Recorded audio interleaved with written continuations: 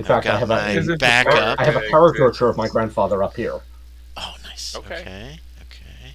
That's And working. fun fact, I've checked, but I can't confirm it. But there's Test. apparently video footage of the Beatles That's the getting off the problem. Pan Am flight in New York City There we go. in 1964. That's better. And there's one moment in the footage where you can see a tall man get off the plane and look around confused.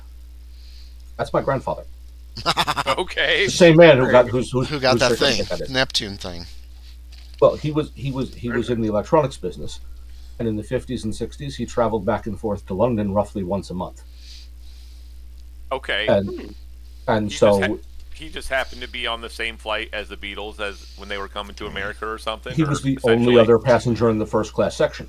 Okay. That looks okay. And he did not know who the Beatles were. All his memory of that flight, what he told me was he remembered that Brian Epstein was a nice Jewish guy. Brian Epstein. Okay. That was his memory of 8 hours with the Beatles.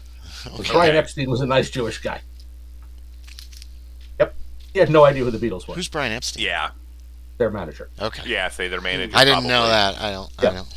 I didn't know that, but I was assuming that. So. That's why he's confused, because there's this huge crowd waiting to greet them when they land in New York. Right. And he's got no idea why thousands of screaming teenagers They're are here at to the see airport. him. They're here to see him. Yeah. And as the way my mom tells it, by the way, because my mom and my grandmother went to pick him up, and the way she tells the story is they got to the airport and there's a blockade of cops keeping the kids away. And they showed them their ticket and told them who they were, and the cops let them through, so thousands of teenagers booed my mom. Oh. Because my mom was a teenager at the time. Why should the cops let her through and not everybody else? She's special. Yeah. She had proof she was supposed to be there. Yeah, they were. And in those days, remember, you could go right up to the gate to pick up people from airplanes. Back in the good old days, Well, when airports were cool and romantic. We didn't have security theater in those days. No. Now everybody's terrified Now we have of security. Now we have security theater. Fun fact, by the way, that is the correct sociological term for what we have at airports. Security theater. No, security theater. Yeah, security theater. Yeah. Right? Okay. It's a system designed to make you feel as if something is being done for your safety. When it's really not. When in fact nothing is actually being done. I believe that. Yeah. I haven't flown in a very long time. I think maybe since my honeymoon. Just last year. Last year? That was Yeah, 2001. Oh, you flew. You fool. I flew.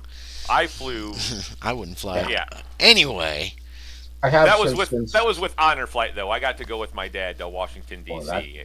Oh yeah, cool. I heard about that. I've heard this story. I've been on commercial flights since 9/11. That's the last time I flew. So. Pain in the ass. Yeah, I went on a commercial flight right after 9/11, and they checked me at every single airport. They checked my bag randomly. You know how you actually do airport security? No. I read a really fascinating article. Because I don't fly anymore. I read a fascinating article by the guy who manages airport security for Ben Gurion Airport in Tel Aviv. Because they asked him, it was in the Atlantic magazine, they asked him about what do you think of America's airport security system? And his first response was, America doesn't have an airport security system. It has a people bothering system. Yeah. And what he said was the key to airport security is you need humans, not machines. Like in America, notice you get your boarding pass from a machine, and then they go through your bags over and over again. In Israel, you can't get your boarding pass from a machine. You have to go up to a ticket agent to collect your boarding pass, and the ticket agent says, hi, person such and such, how you doing today? Where you flying to? Oh, what you gonna do when you get there? Did you ever go to such a place? They do that for about 30 seconds, and that's how they decide who they need to check. Say, back in the 80s when we used to fly. That's how it was then, too. Yeah. Yeah, and that's actually how you do airport security. But that costs money. Hiring people costs money. Exactly. And nobody wants to spend money.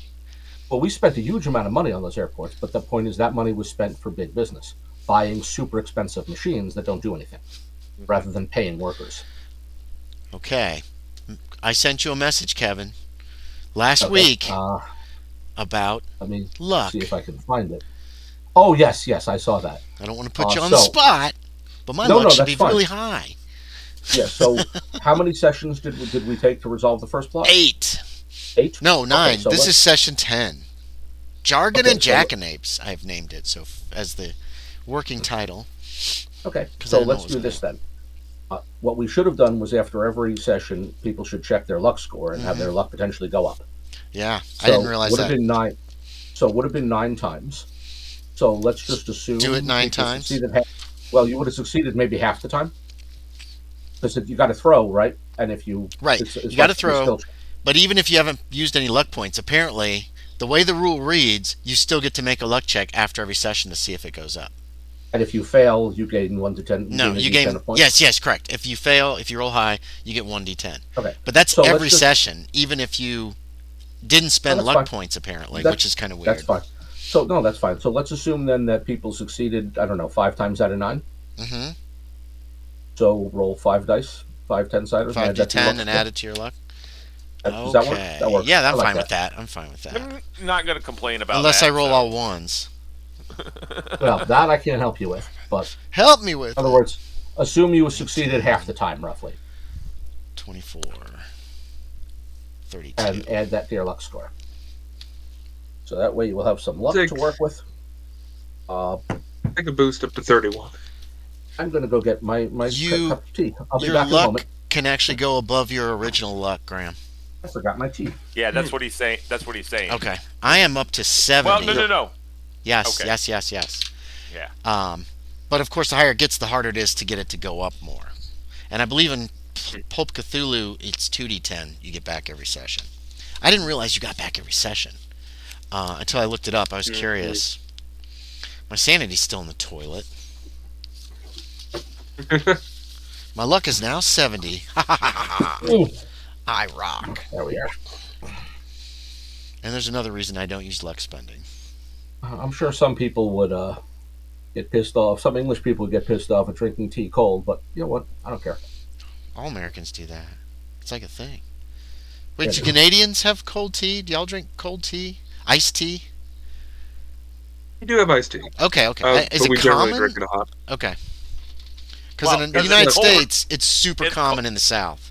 Iced tea is like Yeah, 'cause on every table. it's hot. Well, not Say, only it's not only in the it's South. hot down there. Yeah. Well, also, and to be fair in the South, iced tea. Every serving of iced tea comes with a full serving of diabetes. Oh yeah, this is sweetened Sure. is Large- really sweet.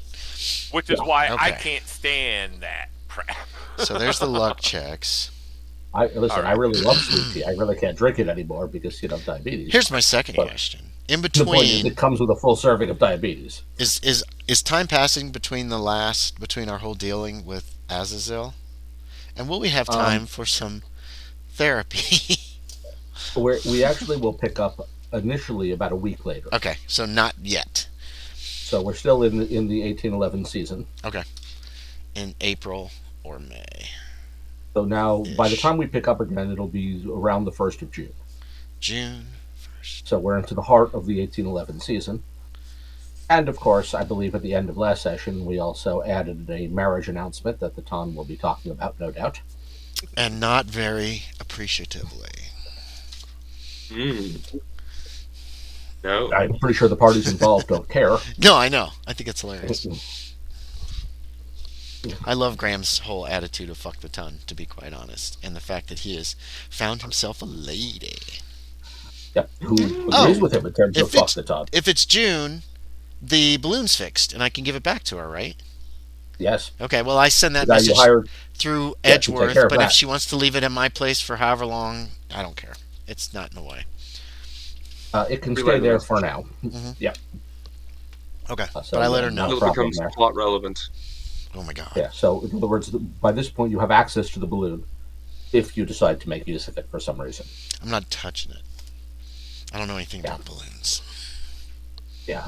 Well, I mean, you do have a pilot. She knows how to operate it. If Mhm, you can mhm. talk her into going back up again.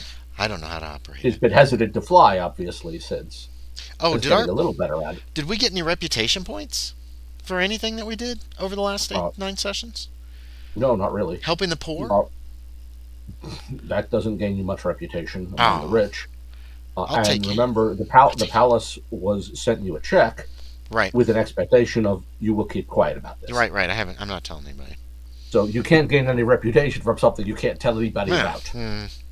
Mm-hmm. Well, you mentioned that I They're might gonna be able to be- gain reputation for those kind of good deeds over I'm time. pretty sure they'd also think you us might, crazy yes. if Okay. we said we met the king. Say again? Gosh, I They'd can't hear think you. us nuts if we said, "Oh yeah, we met the king last night." Yeah. That is not a thing you can tell Who is people. this? Yeah, they're very clear about that. We Thomas do not Baker. discuss I got to turn him up. what happened there. What you do gain reputation for, though, is getting engaged. So, Graham, you will gain some reputation. Finally. Oh yeah. I'm not sure how much one gains. I couldn't find should probably anything look that up. specific in the Let's Regency call Cthulhu book. it a D6. It's a good number. So add yourself a D6 of reputation. Didn't you lose reputation at one point, Graham, for like trying to jumping up on the balloon or something? Yes. It did. Well, Currently, you're for gonna some gain- you're reason, gonna my gain some of that reputation back. box is empty. That's crazy. What? Cheater! Cheater! What's Cheater! the, Cheater! I Now, know, you I'm- remember you can also gain reputation by gaining points in etiquette. So if Oh, you you went can? up in etiquette, No, yes. no, I did not. I This didn't reputation is what I believe is succeed. credit rating and etiquette I feel average. like I lost. Hold on, I think so. I'm looking it up. Okay, because I did gain in my etiquette. I don't think I probably gained enough to affect my reputation, though. Well, I believe it's an Reputation, average. 43, So if you 44, gained even 45. 2 points, it will change your reputation. That's exactly got it what right I here. gained was 2 points. Then you should get a point And in it etiquette. will increase your reputation score by 1. Okay. So yes, it will. What? Just not much. Yeah. Hey, I thought it was 43. based off a percentage, and I figured percentage, like 2%, isn't going to yield me anything. It And will. as far as I remember, reputation should be an average of etiquette plus credit rating. I think that's right. I'm looking it up right now. In which case, increasing either score can increase your reputation. Using How much do I gain no, for being reputation. married? Or A being D6. gained? D6. D6? Ooh. Let's call it Okay, a- initial is credit rating and etiquette score averaged, correct. And the maximum Yeah. reputation score you can have is 99.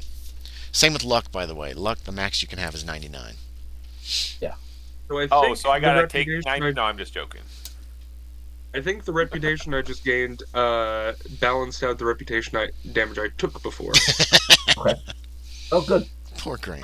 Back up to a Titanic 27. Ooh, that's not good. Still low. Yeah, That's still so low. low. Did you gain any etiquette or credit rating? Oh, good question. No, I don't think so. Nobody Because I'm gained. sure I don't think everybody anybody check gained marks on credit one of those rating. at certain points. Well, except if I never the used money we credit got from did the money we got from the royal family increase our credit rating in any way? No. Wasn't enough. No. It was more of a thank you payment than life-changing money. Edgeworth, you're a bad sort. Yeah. With that 25 or whatever he said. Well, remember, he's the one who said "fuck the Todd" and found True. the woman who agrees with him. You, So, yeah. dice roll incurs a penalty die. What dice rolls does reputation affect? Mostly things like etiquette. Okay. But it can also affect certain things if you're trying to. Anytime you're interacting with 26 people points. who care about reputation. In other words, if you're interacting with people on the street, So no one social cares. skills could come in effect If you're if they interacting know with your people- reputation. Exactly. Right, okay, if it's people okay. with your own social class, Gotcha. there's a potential problem here. If it's So- like people on the street, they don't know who you are and they don't care. And I don't have any social skills, so I suck anyway. Look, it's real hard if you have no social skills at a disadvantage. Yes. That's why I need to work on my social skills. Traits. Look over your traits, everyone. Remind yourself who you are. That's who I am. I'm a Boy That's a good Scout. question. With the mind-bending horrors I encountered in the last session, did my traits change at all? Oh yeah, I should Let's have an see. indefinite with those losses I incurred the last game session. I should also have indefinite. I am indefinite. Am I agoraphobic now? Well, I will leave that up to you to decide how that affected you. You notice how it affected. I just forgot her name now. Miss Delacourt. How it affected her, Miss Delacour. She got agoraphobia. What you saw was agoraphobia, her unwillingness to be outside under the open sky. I want something different than that, though. So that's one option, but of course that's already been done. So if you want to go a different route, perfectly valid as well. I think Connor has developed ornithophobia, the fear of birds. Ooh. Okay. And keep in mind, it doesn't have to be a phobia. It can be some other. It could be a mania. It could be night terrors. It could be PTSD. Anything else you like. Yeah. I should have been thinking about this. Fear of birds is perfectly valid. Yeah, I feel like that fits with really sort of the theme of the last campaign. Next one, I'll give myself will be a mania as a compromise. Yeah. I mean, there's more than phobias and manias, but pick one you like if you think. That's fine. The idea that things that are flying are potential problems. I think that fits. Yep. And of course, that's going to make sometimes walking the streets a bit of an issue, because there's a lot of livestock in the city. Oh yeah. This includes scavenger birds and seagulls, but also things like chickens and geese. Mm-hmm. Although birds in cages probably aren't going to trouble you over much. Someone tried to serve me pheasant once, and I jumped. Yeah. It's the free flying ones that are the problem. If anything, perhaps eating a bird that's already been roasted may feel good to you. Like, yeah, fuck you, bird, I'm eating you. You want to scare me? In the fryer. See a scary yard deep fried. Ooh, an abnormal fondness for ballet. I'm trying to think of something that would fit with what happened. All my sanity losses came from shit coming out of the sky, though. Agoraphobia seems to be like the most likely, but I would like something different. Everybody else got obsession with clowns. What about wind or something like that? There's always lots of wind or something involved too. Or maybe I was going honestly. The other option is something like what happened to the king. A fixation with astronomy. I really wasn't around with the whole astronomy thing that got talked about too much. Connor, how it started with him. Edgeworth was a fixation with the transit of Venus. Edgeworth should become a fanboy. He should be like, that's right. I need to find the king again, and I need to protect him. You could become fixated on religion, though.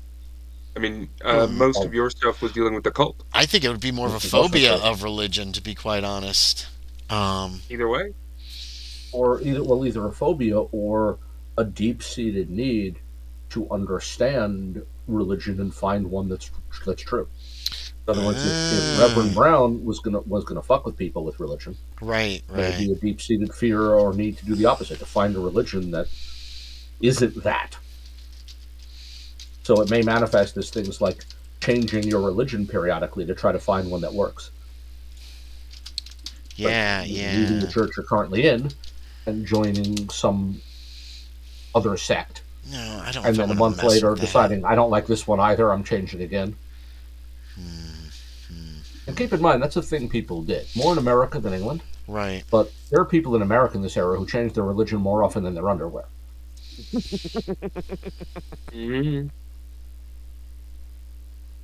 So, if you go that route, it probably is going to manifest first as collecting books on religions, reading tracts and pamphlets, and getting into some of the more esoteric ones.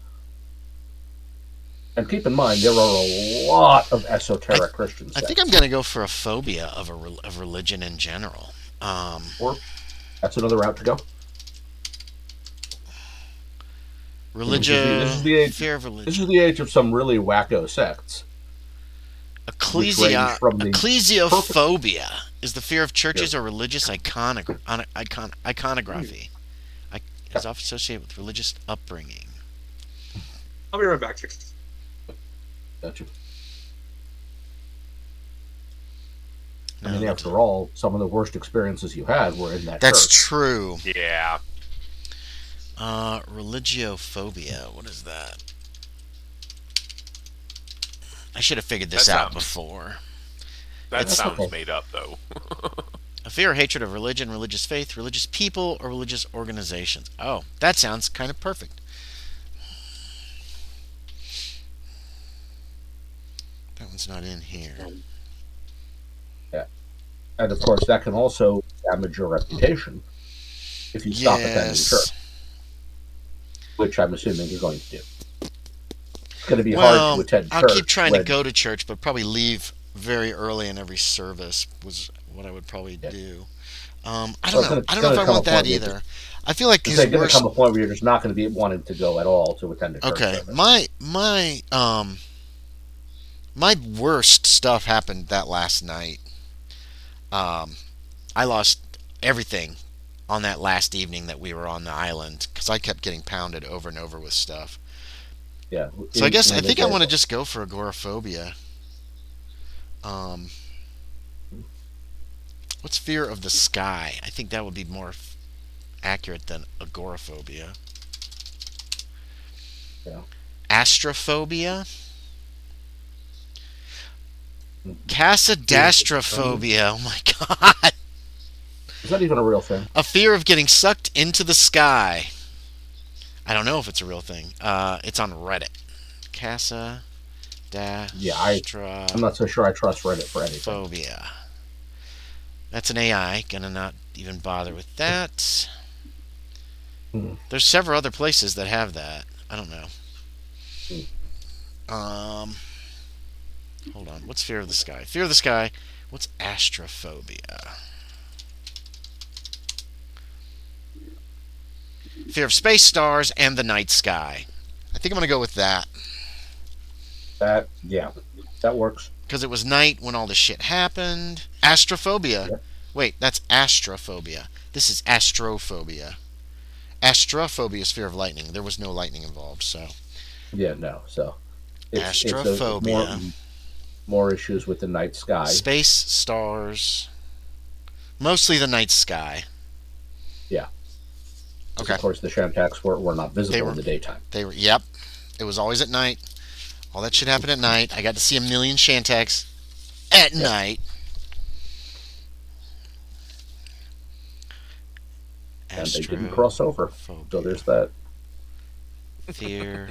I'm sorry. I'm eating up all this time with this bullshit, and I should have done it before. No, that's fine. I'm gonna just keep it fear of the night sky. I'm not as worried about the stars and stuff. I mean, they're up there in the night sky anyway. So yeah. Yeah. Yeah. No, this is sorting out what the fallout from last time. And eventually, of course, you also do have the opportunity to attend sessions with Dr. Pinnell. But that's right. Maybe not yet. Okay. I probably sent him a desperate letter very early on. Yeah. Also worth knowing, your two allies, whose names I'm suddenly blanking on. Connor and Cameron? No, Collins. Yeah, Cameron and Collins. They are now leaving on their vacation. Oh boy. Oh, no. Yep. Actually, they will admit to you before they leave that they were not being truthful about where they were going. They will now tell you where they are actually going is to the continent. That's true, but they're actually planning to travel the way of St. James, visiting a number of monasteries that served as pilgrimage way stations during the Middle Ages. In particular, Einsalten, to visit the library there. In other words, this is a research trip. It's not a vacation. I'm assuming they didn't find what they were looking for in Azazel. They did not. Okay. Which is why they're moving on, still seeking out what they want. They will also tell you that as far as they know, the Princess de Suben is remaining in London for the present. Oh, goddamn. And according to rumors, has been a guest of the Vickers Club on at least 2 occasions. How nice for her. Isn't it? The Vickers Club, by the way, not a club any of you are associated with. Yes, that's the sex club. You told us about that. We found out. They have a reputation as the kind of stuff that today we call that a kink or a sex. That's right, place. kink club. Yeah. Yes, well, that sort of thing. as Dr. Payne is no longer going out after dark if he can help it, except for emergencies, and then in a carriage or with an umbrella or something. He's going to be going home. He's going to be spending his evenings at home. Oh, well, Hooray. family will appreciate that. Family time. So I'm probably not at the club very often at all after the incident. Yeah. Which reminds me, well, we know what you're doing. What are the rest of you doing in the week or two after that? Oh yeah, say my guy's heading up to whatever the main house out in the country, back in whatever Biggleswade. Biggleswade. Yeah. Where is that? North of London, about 30 or 40 miles. Okay. It's actually not far from me. I'm in that same general vicinity, we found out. Oh, good. But yeah, so yeah, he's spending time hunting or whatever. Mainly, he says he's hunting, but he's taking dogs out and going for walks in the woods and clearing his mind that way. Okay. That kind of makes a lot of sense. I wonder how far north are you? How far north is this place? You can find it on like Google Maps. It's not real far. I'm near Bedford, and I think Biggleswade is maybe 5 miles from there. Okay, Bedford or Biggleswade. Let me get a look here. I get a sense. Come on now. Bedford, London. No, Bedford. If you put in Bedford, England, Not Bedford College. No. Or Bedford Park. Just Bedford, England. Yeah, how do you get rid of this thing? Okay, we're going to have some. There it is. Yeah, I'm just south of Bedford. Okay. Our house is on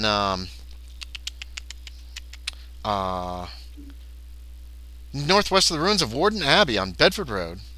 See, Bedford Road changes to South Hill Road. Yeah. Okay, so I don't know where Warden 46 Abbey. miles northwest of London. Right, and then Biggleswade. Biggleswade, if you no. pull out, you can see it. It's just east of there. Oh, okay, so you guys are both going to be spending some time up there. Actually, Rose wanted to come back for the season in London, so I'm stuck here until she's willing to go back out to the country again. Ah.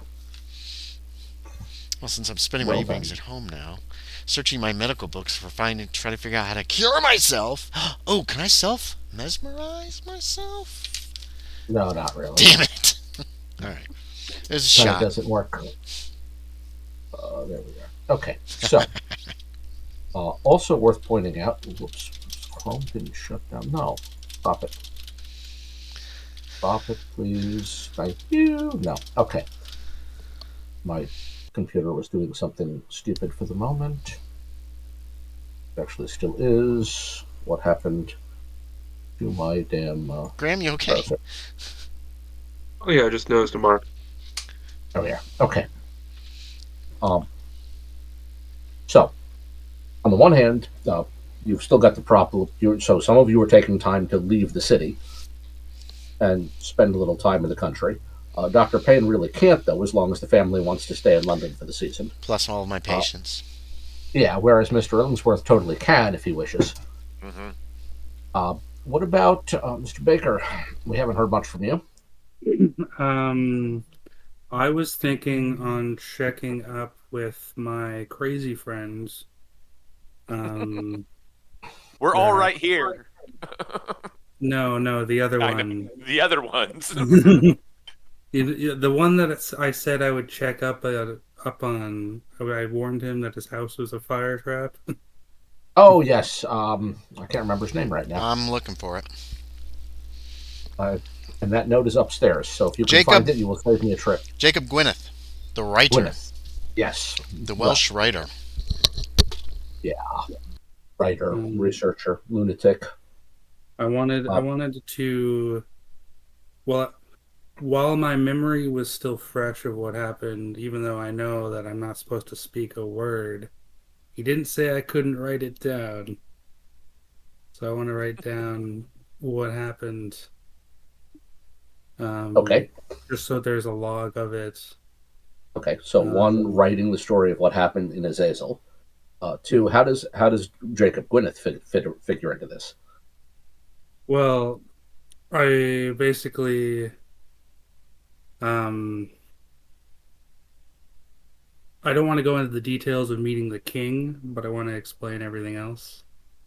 Okay. Um, So if you're willing to drop by his place, you'll want to do this relatively clandestinely.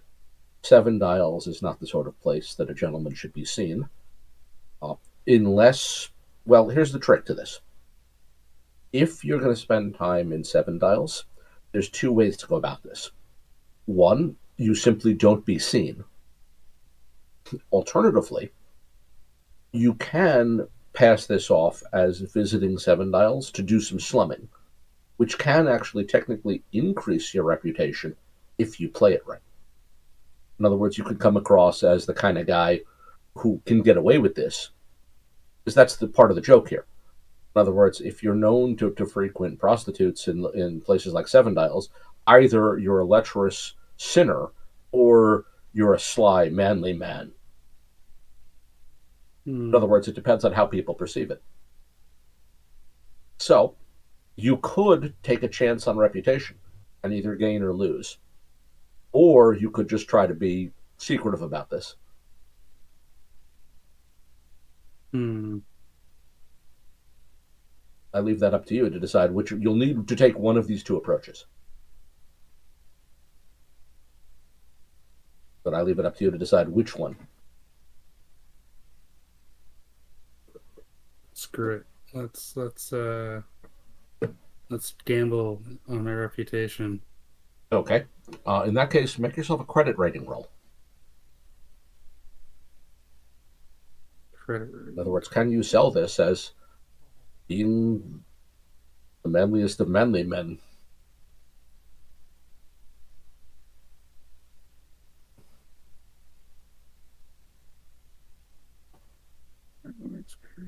Okay, let's. I think I can do this. 100.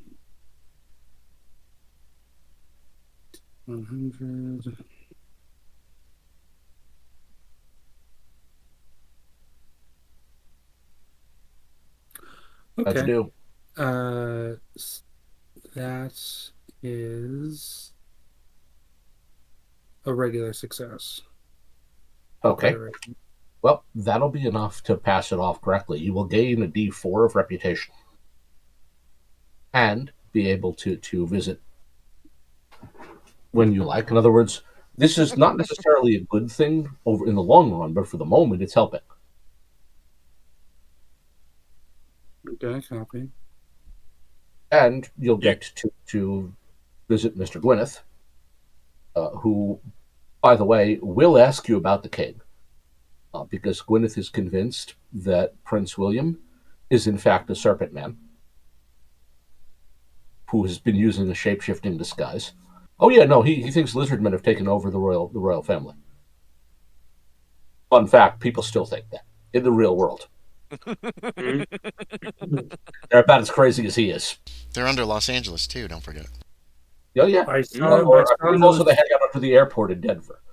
I saw no signs of They serpentine have a secret base under the airport in Denver for reasons that I do not understand and don't really matter. But anyway, no, he says some shit about the royal family that would probably get him arrested if anyone was paying attention. Luckily, nobody is. He can tell you all sorts of crazy stuff. I don't know how much of it you want to take seriously, if any of it. Because he's certainly taking everything you say very seriously. Then again, you saw it all. And you're still technically rational. That's the thing with telling a crazy person crazy things. No one will ever believe them. Yep, this is true. You can tell him anything you want, because who's he going to tell? Who's going to believe him? Until he ends up being right on a few things. There is also a flip side, by the way, to gaining a reputation this way. You will also find yourself desirable company for some of the fancy crowd, people who like sports. And you will find yourself on the receiving end of several invitations to go to Rutland come September, because there's going to be a boxing match of epic proportions. A rematch between the English champion Tom Cribb and the American Thomas Molyneux. Can I, during that time, continue practicing with that book of boxing we got? Oh, yeah. And the fact that you've studied some of that as well is certainly going to help with this crowd. In other words, there are people you're going to meet here who think if you're the kind of guy who likes to go to the East End or to Seven Dials, you're the kind of guy who should come with us to see this fight. Popular. September. Gotta be popular. So, whether you like it or not, you may find yourself drawn into Rutland. So, you may find yourself in the North End of London as well to see this. But that's not till September. So, June, July, August. In other words, a couple of months in the future. They've set a date for this. It will happen in September. It will happen in Rutland. And a lot of people in the crowd you're meeting now are talking about it. In particular, of course, the business of this is an American, and a lot of English fans were upset at the idea that Cribb could lose the championship to an American fighter. So it's there's a lot of nationalist overtones on the line in what's coming up here. Understood. Now, how much, if anything, of what Gwyneth is talking about do you want to pay? Are you paying any actual attention to? I'd pay attention to anything that sounded similar to what I was talking about, but anything about serpentine royalty. He's got a lot about that, about how there are snake people hiding under the ground, and they've interbred with the royal family and now taken them over. And some of the royal family are now secretly snake people because apparently the snake people can change their shape to look like everybody else. So you never know who's a snake person until they bite you. And then, of course, it's too late because they're poisonous and then you die. Of course. This also explains, as he believes, some unsolved murders that have taken place in London where people have in fact been bitten by snake people, which is why they died. Is this the time of Jack the Ripper? Or no? No, that's like in another 20 years. It's 1870s, isn't it? Yeah. This is the time of that gentleman that pokes women in the butt. The London, actually, I think that's the London Monster. Yeah, that's what I'm thinking of. London Monster. When were those attacks? 1788 to 1790. So, in the past. Renwick Williams was arrested and eventually convicted of being the monster. Mr. Gwyneth is convinced that Renwick Williams was a patsy.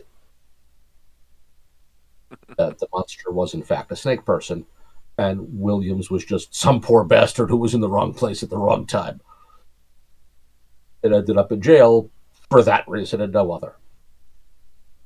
So he's got a lot of stuff like that. The more he can go on, he can go on all day about it. He can talk about the fact that the snake people used to walk around on the surface back in the Stone Age. He's convinced that Maiden Castle, for instance, was built by snake people. That may catch your attention.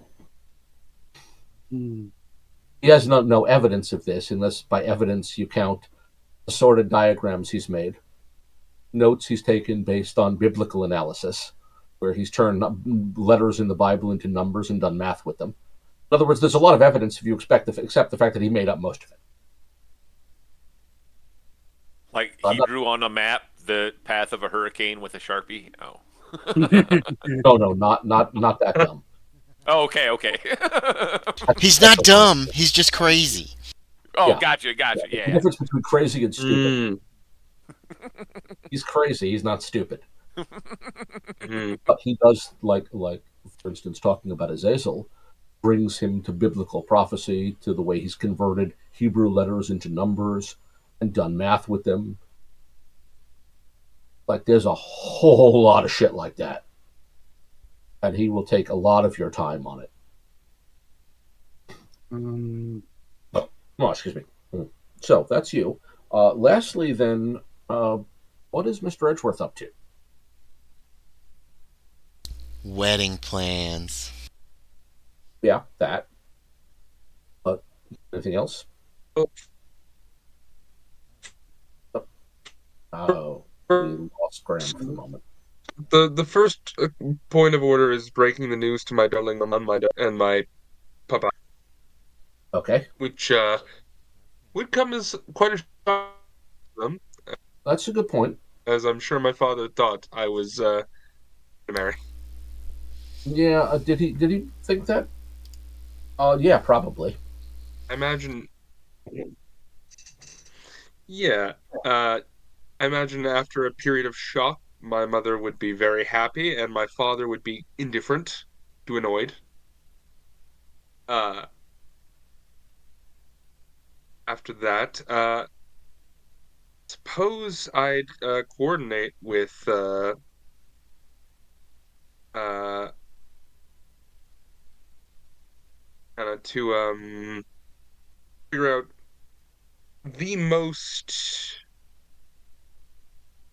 annoying time that we could coordinate the wedding for. The most annoying time?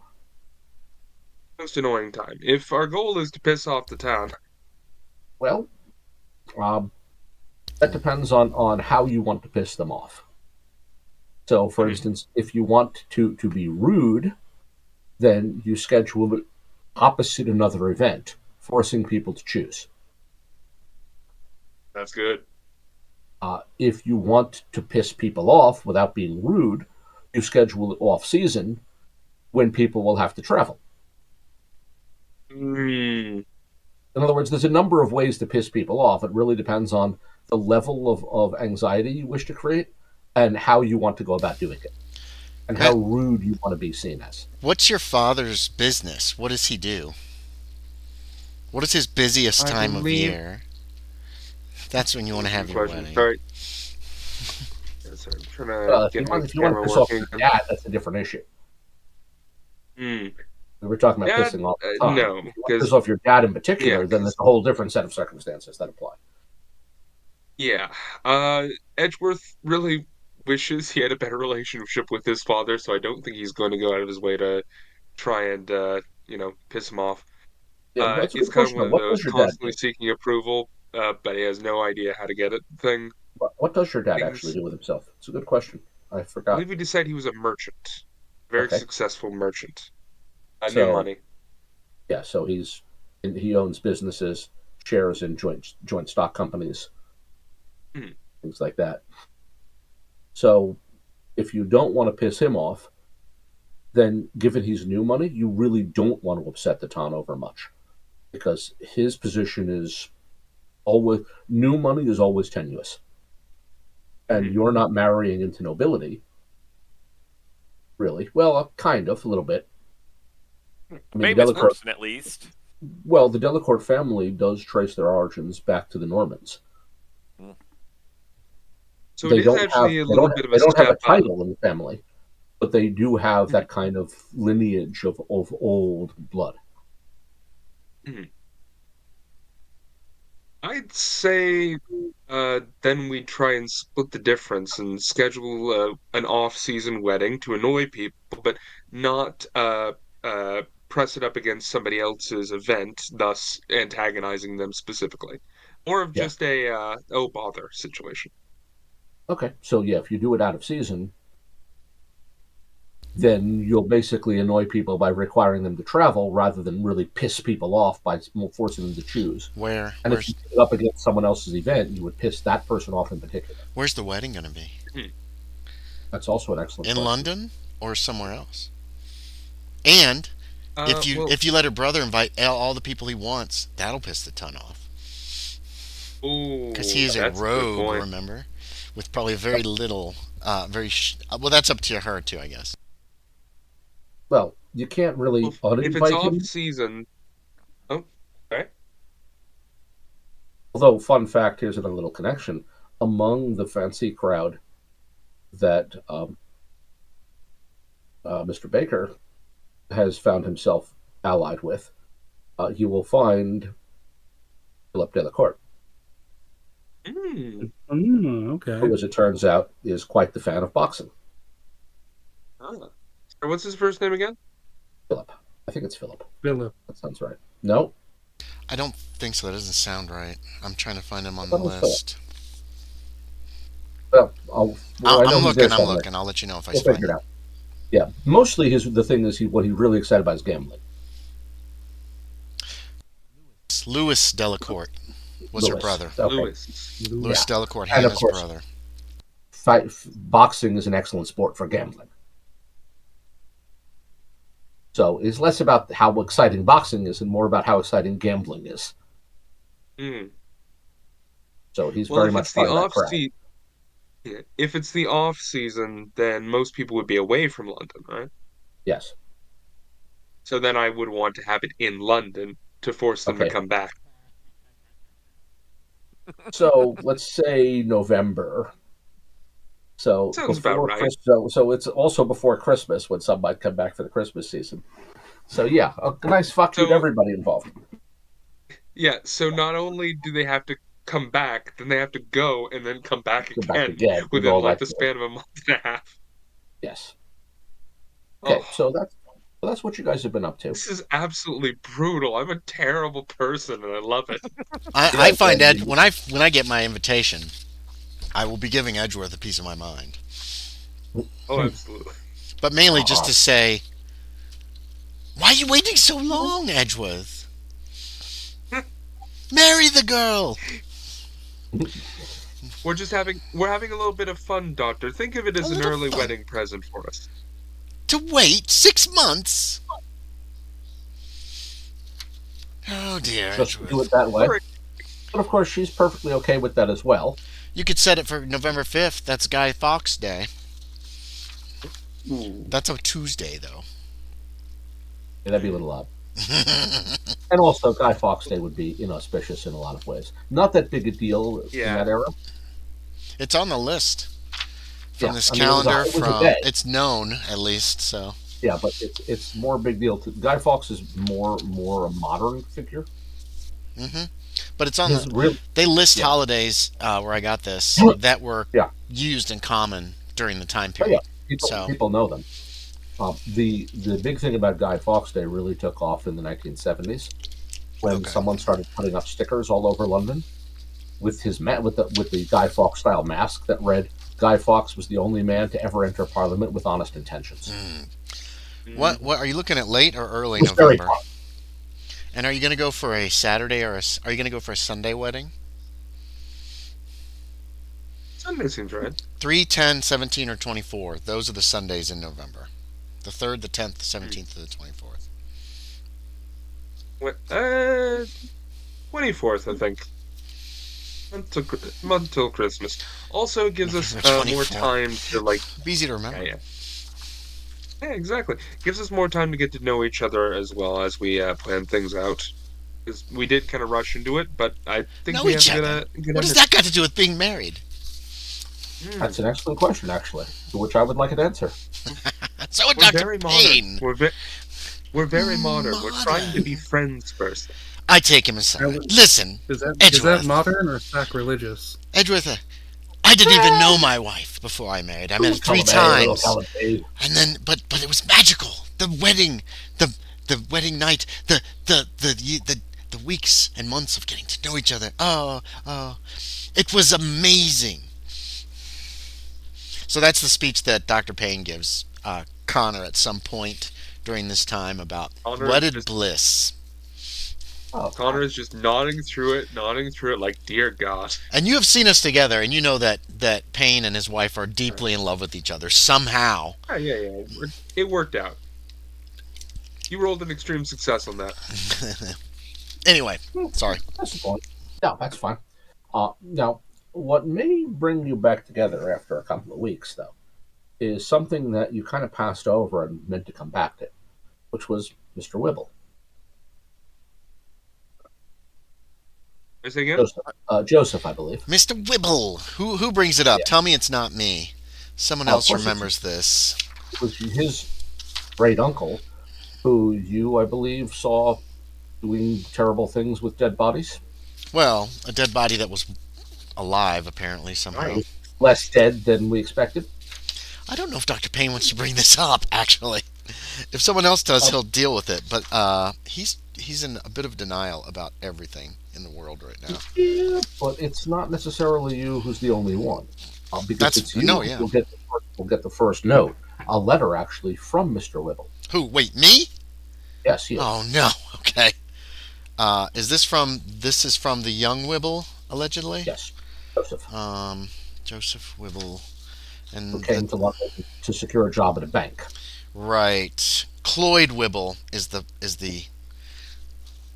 one His who great taught uncle. me, right? Great uncle, from what my understanding from my What does Joseph Wibble want with me? I opened the letter very nervously. No surprise. Handed to you, by the way, by Toby, who collected it in the morning when it arrived. The letter asks you if you would consent to a meeting with him concerning matters he does not feel comfortable putting on paper.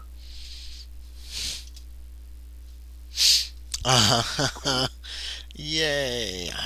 Because Dr. Payne had put all this out of his head for now. Like he's trying to forget everything that happened in the last couple months. It also includes a note that says that this is a matter of some delicacy and concern. And he had heard that you knew the sort of people who understand such matters. He will say no more on that subject. I will send him a letter back that I will need to consult with certain people before I let him know for sure. Naturally. And then I will go to I'll just... damn, do any of these guys show up at the club before dinner time? Or are they always just like at night in there drinking? That's a good question. Edgeworth and Illingsworth and Baker. They're the ones who... I showed there before dinner.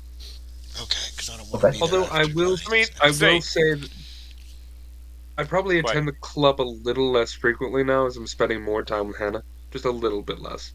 I'm trying not to let the new love get in the way of my previous commitments. I'm spending a lot less time at the club. Like, I'm never there at night anymore, so...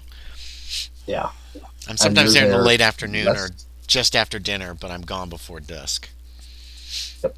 And of course, it's in the summer, you've got more daylight. So you can have your dinner by 7 or 8 p.m.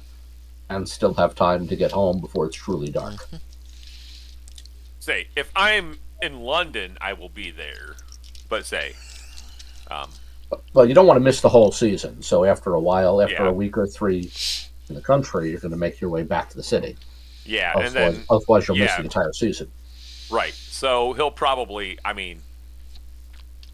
that's probably where he spends actually most of his time. So... Okay. It's the only place he knows in London. Oh, I guess I'll go to the club. Well, it's probably the... Do you still have the apartment? Most comfortable. Yeah, I'd say he still has the apartment.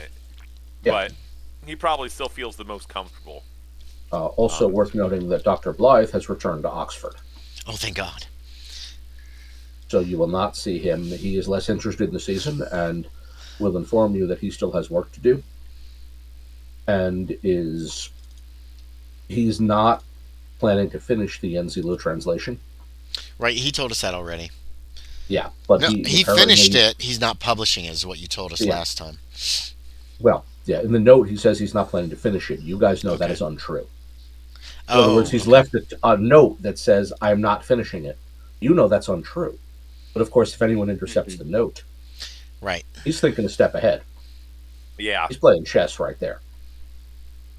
So that's basically a false lead if anyone intercepts the note. Okay. And has returned to Oxford, apparently to work on a pamphlet.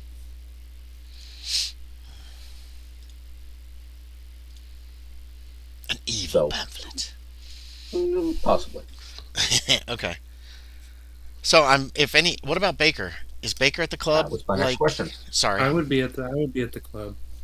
In Okay. late afternoon, So- early evening, before dark. Okay. Yeah. I will So you seek will out actually have a these chance to gentlemen. talk to all of them Yeah. over the course of a couple of days. Okay. I will. Yeah, I You may seek not them find out. them all at the same time, but you will find them over the course of several days. I will show each one the letter that Wibble sent me about the delicate thing he needs to talk to me about, and bring friends, basically, and ask if they would be willing to accompany me, because I don't want to meet this person alone.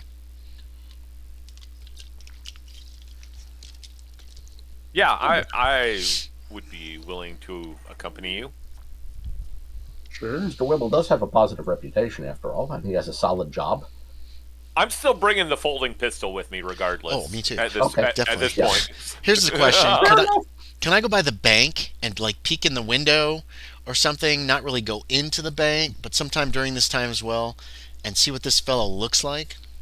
Oh, yeah. Well, Or the inquire. bank he works at does not have windows. Damn it! He works for Maxwell's Bank, I'd like to inquire. located just off Fleet Street, I just want to look at this guy. whose beforehand. headquarters looks like a Roman temple. Like it's got the colonnaded front. Okay. It is designed That's to be fine. imposing. It is not actually Roman, by the way. They put it up like 8 years ago. Oh, I can show you Like some it's a real- new building. It's Okay. designed to be imposing.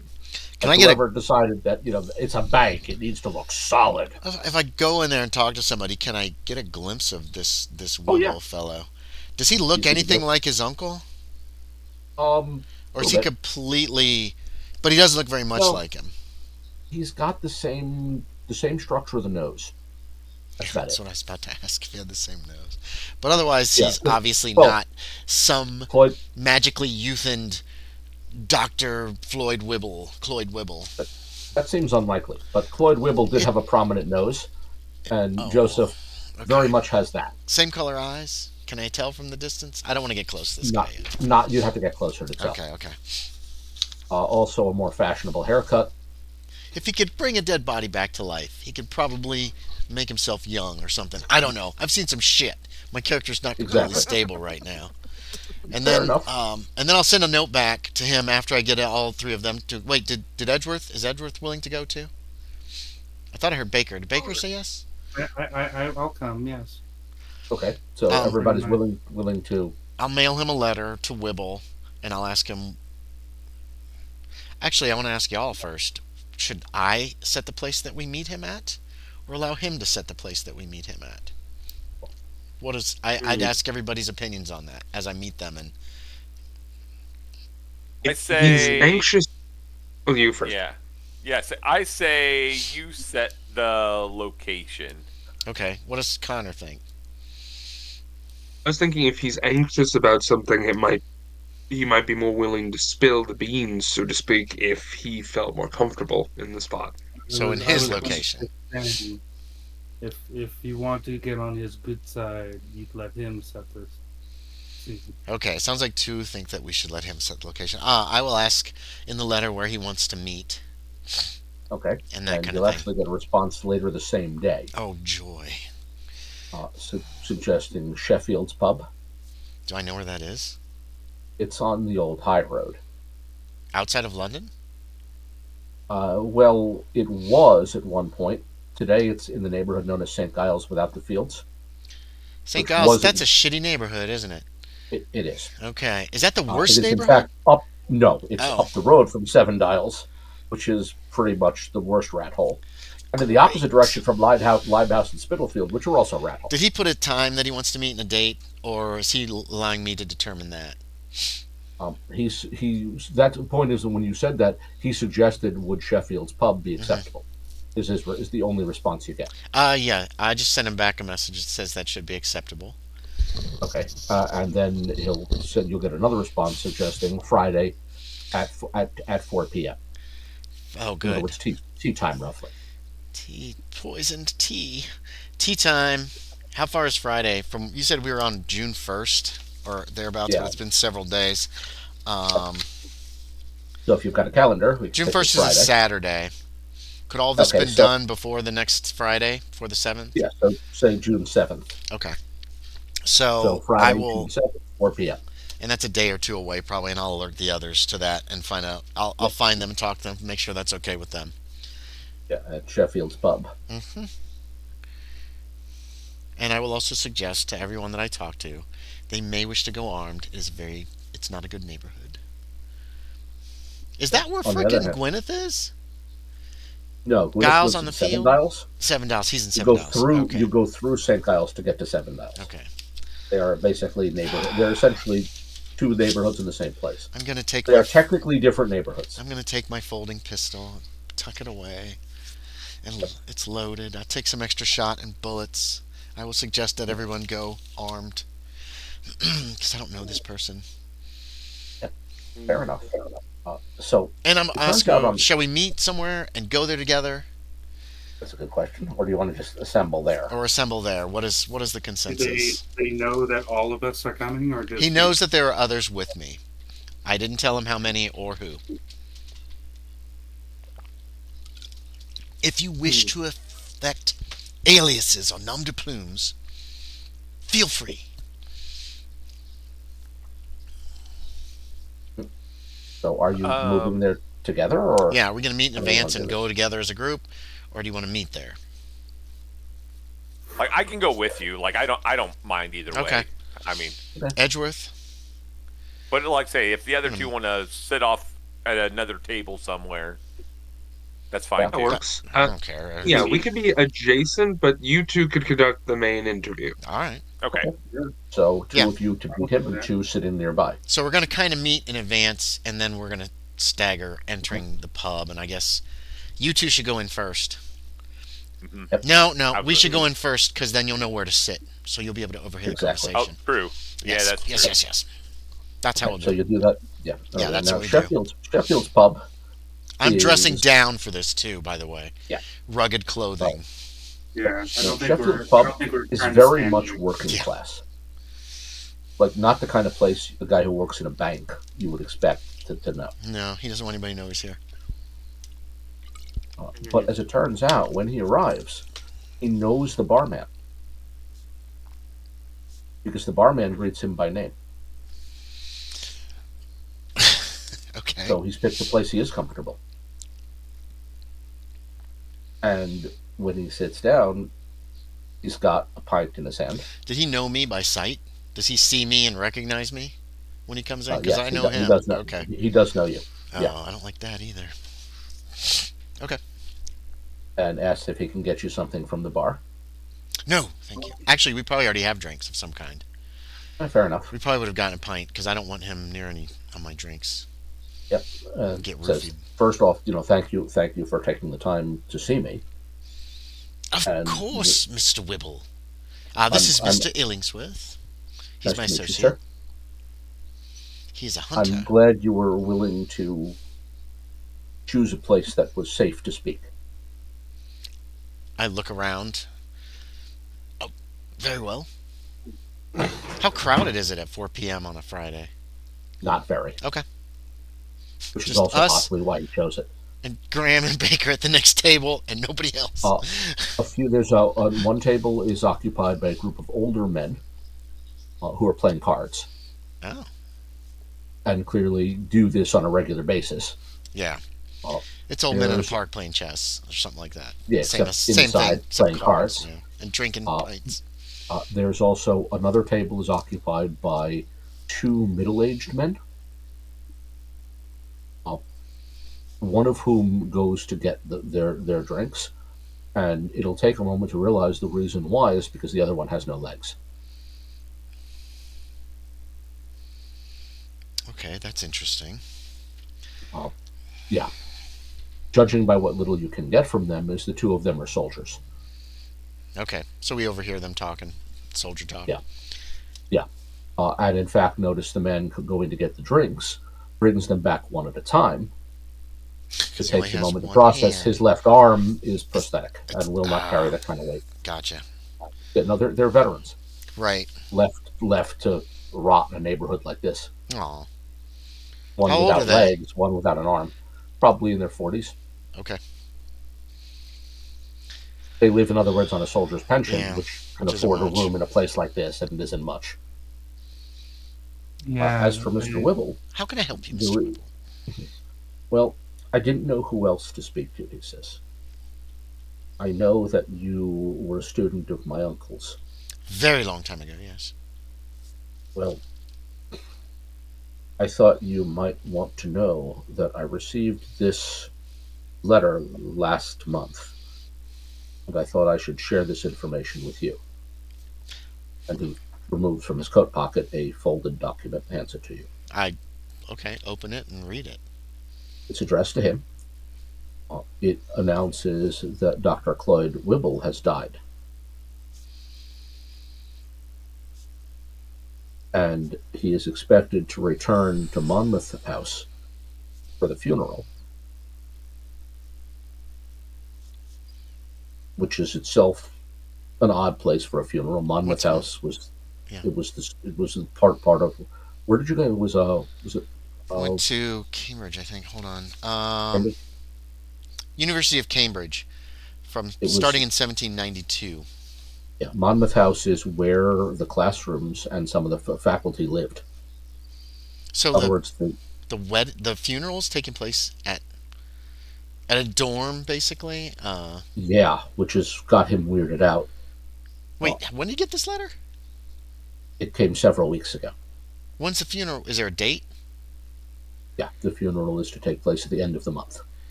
End of June. Okay. What else? And the strangest part of it is, I don't understand why they would do it in such a place. I made inquiries and learned that Monmouth House was a operation theater, a residence, a place of scholarship, not a place for burying the dead. Is that where I Sorry, go ahead. Sorry. I knew of none other who had spent time with him there, save yourself. Is that where Yeah. Same building? Okay. Oh, yeah. He had several students, so I thought. I'm sure he did, but I didn't know any other in London. Oh, how did you find out my name? Through my mother. What? I'm sorry, who is she?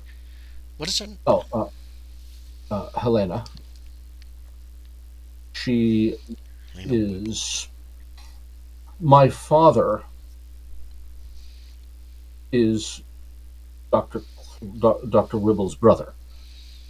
Yeah, his name is Cloyd, by the way, Cloyd Whibble. Yeah. I don't know about the brother's name. Thus, Gregory. I'm sorry, my father is Gregory, who was Cloyd's you. younger brother. And if I seem youthful to you, it's because my father and your mentor were separated by nearly 17 years. Ah, yes, that makes sense. But they were brothers. Did they receive an invitation to this funeral? I don't know. This letter came addressed to me. I corresponded with my mother to ask if any of Dr. Whibble's students might be found that I might speak with. And she said that she believed that you practiced in London. Ah. So I took the liberty of looking you up. Well, yes. I hope you don't mind. No, that's quite all right. I could find none other. And I have to admit, sir, I am troubled by this. Why would you wait 3 weeks to do such a thing? And why would you hold it in such a place? Do you know how he died? I don't. Do you know that he's actually dead? I wouldn't expect to have received this letter if he was still among the living. Do you have the envelope? This was some horrible prank. Oh, yes. Do you have the envelope? It did not come enclosed, sir. It came stamped thusly as you see it. Okay, so it's just there's no way to tell where this came from. Well, it was sealed with a wax seal. Mm-hmm. Actually, don't know that seal. I'm going to show the seal to Illingsworth. What's it look like? It's damaged now. Yeah, he tore it But open. Yeah. yeah, when he, because he didn't give much thought to it when he opened it. Mm-hmm. It's just So he addressed did to some him. There's no damage to return it. address at all, or anything No, except no for return okay, address. okay, okay.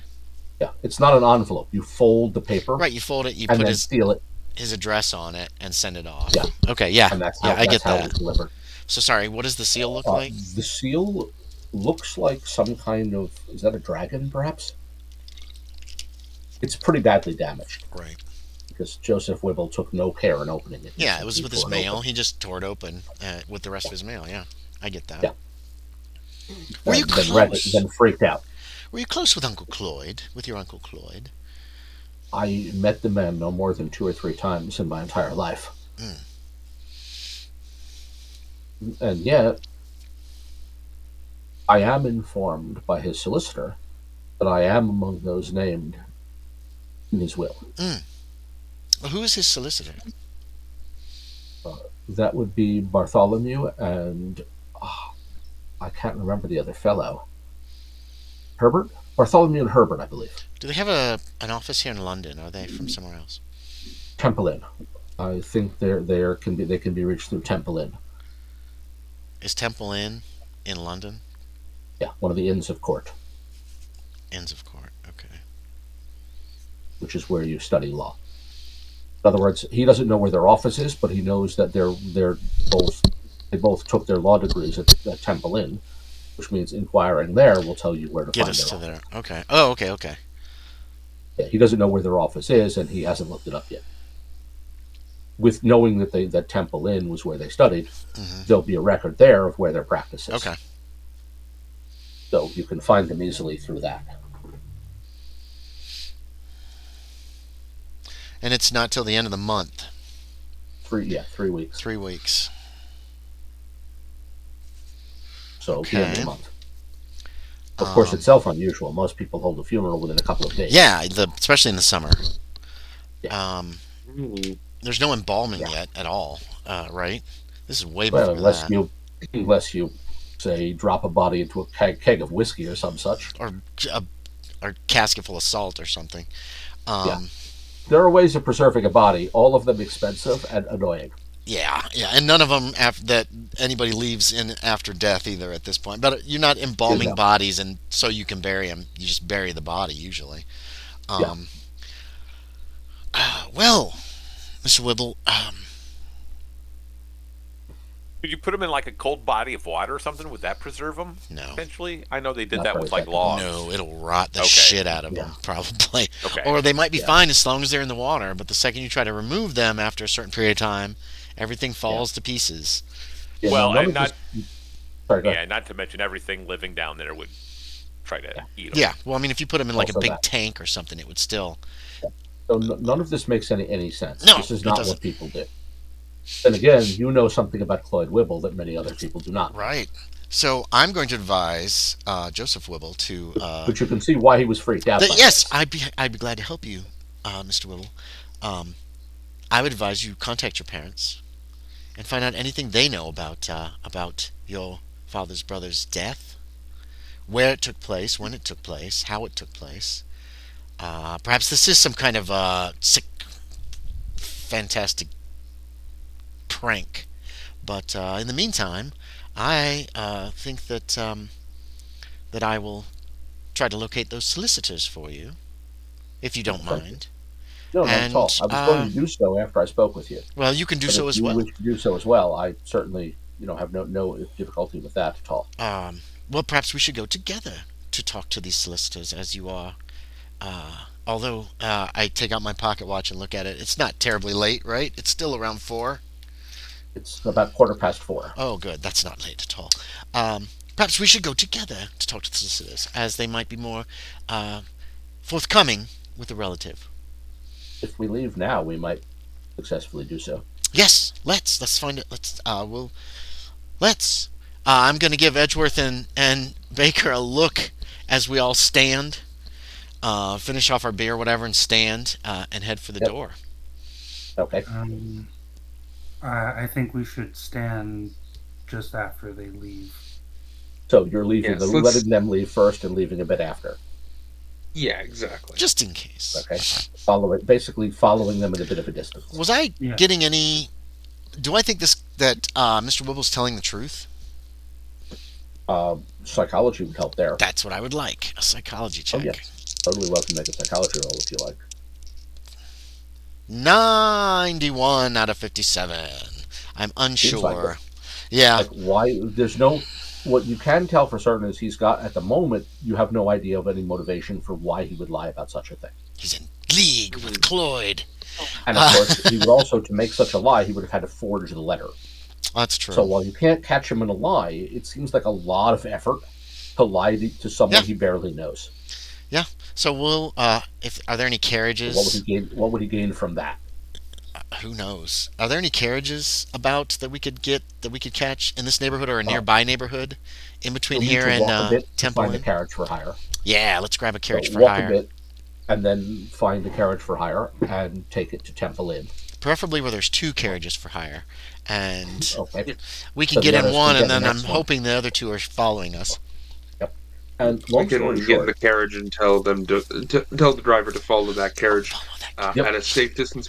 For my own paranoia, though, as we walk out of the meeting place, would we happen to notice anybody? Since we're following them, would we notice anyone following them as well? A spot hidden roll will help you there. That's a great idea. Thank you. That is a 90. That is a failure. So no, you do not. Let me roll. Mr. Baker is welcome to make that roll as well, though. Because the 2 of you were leaving together. Yeah, we're failing all our rolls to the start here. Gotta get all the bad ones out. Yeah, say fail them all now and succeed later. No. Okay. Any luck there? No. Sorry, Josh, I'm having a hard time hearing you. No, sorry. Okay, so if someone neither of you noticed. And I didn't look. I didn't think about it. There weren't many people in here. The two veterans are not going to do it. One of them has no legs. Maybe he's not going to follow you without being noticed.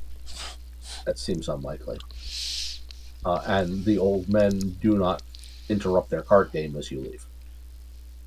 They're playing for very small stakes, but they're playing intensely. Like they're focused on what they're doing. Oh, well, like of course. Yeah. Yeah, I mean, there's pennies on the table. They're playing for literally, pennies and half pennies. It's probably less than a shilling in total value on the table. But they're playing with an intensity that says they care. They want to win, not just win the money, but to win. They could be playing for matchsticks, and they would still be like, and winning. Yeah. Get him. All right, let's head for Temple Inn. Yep. So there, long story short, you'll be able to find out where Bartholomew and Herbert have their practice. And catch them just before 5. Is their practice in a nice neighborhood? Yes. Okay, good. It's actually near Cheapside. Okay. It is a little office with a sign that says Bartholomew and Herbert, solicitor. It is the 2nd floor of a commercial building. A permanent sign? Oh, yeah, it's been there a while. Okay. The downstairs sells cloth and draperies. So there's a place downstairs to buy cloth to make clothing or drapes out of, and then upstairs is their office.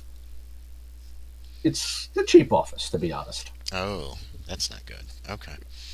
And they have, between the 2 of them, they have 1 clerk. So the entire office is 3 people. Okay. In other words, these people they're not doing great financially. Mr. Bartholomew apparently is out for the day when you arrive, but Mr. Herbert can see you. He's a young man.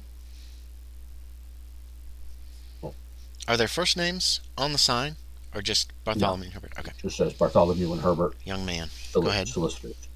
Mr. Herbert's a young man, although he's got what appears to be a lazy eye. Like one of his eyes tends to drift a bit when he invites you to sit across his desk. I'm never going to know where he's looking for real. Yeah, it's hard to tell actually. And you'll notice a pair of tinted glasses that sit on the desk. Okay. And when he realizes you've noticed, he picks them up and puts them on. In other words, He's covering the lazy eye. He's actually got a pair of eyeglasses for this purpose. Mm-hmm.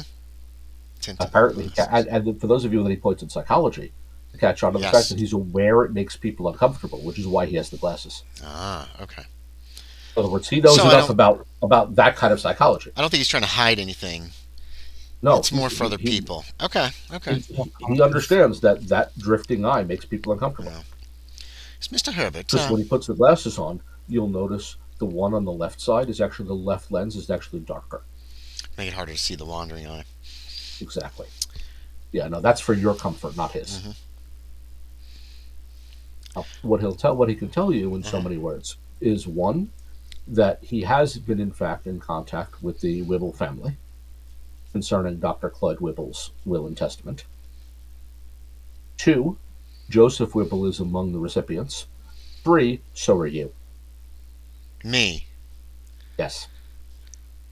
Well, I haven't heard anything of it till this point, Mr. Herbert. Well, they are still sorting that out. But there are a number of former students who have been mentioned. He cannot at this point tell you their names. Damn. But he was actually planning on sending you a letter within the next 2 or 3 days. Oh. In other words, you've saved him the trouble of sending a letter. Finding me, yeah. Yeah, because he was going to seek you out and send you a letter telling you that you are on this list, and apparently you are to receive something from Dr. Whibble's. How did Dr. Whibble die? Do you know, Mr. Herbert? He does not. Do you know when he died? He was informed of the death on the 1st of June. He doesn't know if it took place that day or earlier. Yeah. How long have you been his solicitor? I mean, was it recent that you became his solicitor, Mr. Herbert? Yes, recently. Look. I do not know, and I would not be at liberty to say in any case, why the previous people he employed for this purpose were no longer his employ. Interesting. He chose our firm, and we were pleased for the business. A London firm to take care of Dr. Whibble's final requests. How nice. Yes. How kind. Mr. Bartholomew, in fact, traveled to Cambridge for this purpose. He has not yet returned. Yes. Oh, okay. Well, that's where he is now, apparently. Yeah, obviously. What's up? He's gone to Cambridge. That was last week. So he left for Cambridge. He says that was last week. That was my question. I was trying to figure out how to ask him without actually asking him. Because they heard about it on the 1st. And the next day, Mr. Bartholomew departed for Cambridge. And he has not returned yet. How long of a trip is it to Cambridge from here? 3 1 or 2 days. 1 or 2 days? Okay. I think. Hang on, let me check the mileage count. I'm not sure exactly where Cambridge even is. It's about 60 miles. 60 miles? So you could make it in 2 days if you push the horse a little bit. And that's been a week. Did you expect him back before now? Do you think he's run into any trouble? I couldn't say. Oh, of course not. You're not in Cambridge. What a terrible... That's a stupid question. I haven't had any communication from him, for what that's worth. But my function at the moment is to find the others mentioned and make sure they're aware that they are beneficiaries and should receive invitations to attend the proper reading and receive whatever it is that Dr. Whibble wished them to have. So do you have an invitation from me? I do, yes. As I said, I was going to send it to you once I had I'll take it right now, address. If you don't mind. No, not at all. Mr. Levy. Oh, that's the assistant. The clerk. Yeah. Mr. Levy, where is the bequest for Dr. Payne? It's Payne, right? Fletcher Payne? Yes, Dr. Fletcher Payne. Payne. Yes. And the young man, the clerk, digs through some papers until he finds the correct file and hands you a document. I'm going to look at the seal. Is it sealed? This one is sealed. Then I will actually tear around the seal and try not to damage it instead of breaking the seal. I'll take a look at it first, and then I'll try to preserve it. It's less a dragon and more perhaps a serpent. A serpent, joy. Depicted there. I bet Edgeworth can help me figure this one out. Or maybe I bet even Mr. Baker. Gwyneth has a whole lot of theories, none of which are worth it. Oh, Dr. Payne has forgotten all about his serpent person theories. He hasn't actually dealt with Gwyneth at all, so... Good. So because maybe Mr. Griffith has a lot Baker of will be theories able about to. this, and I promise you, Oh all of them boy. are irrelevant. Is it essentially the same letter that Wibble got? That young Wibble Uh, got? Similar, yes.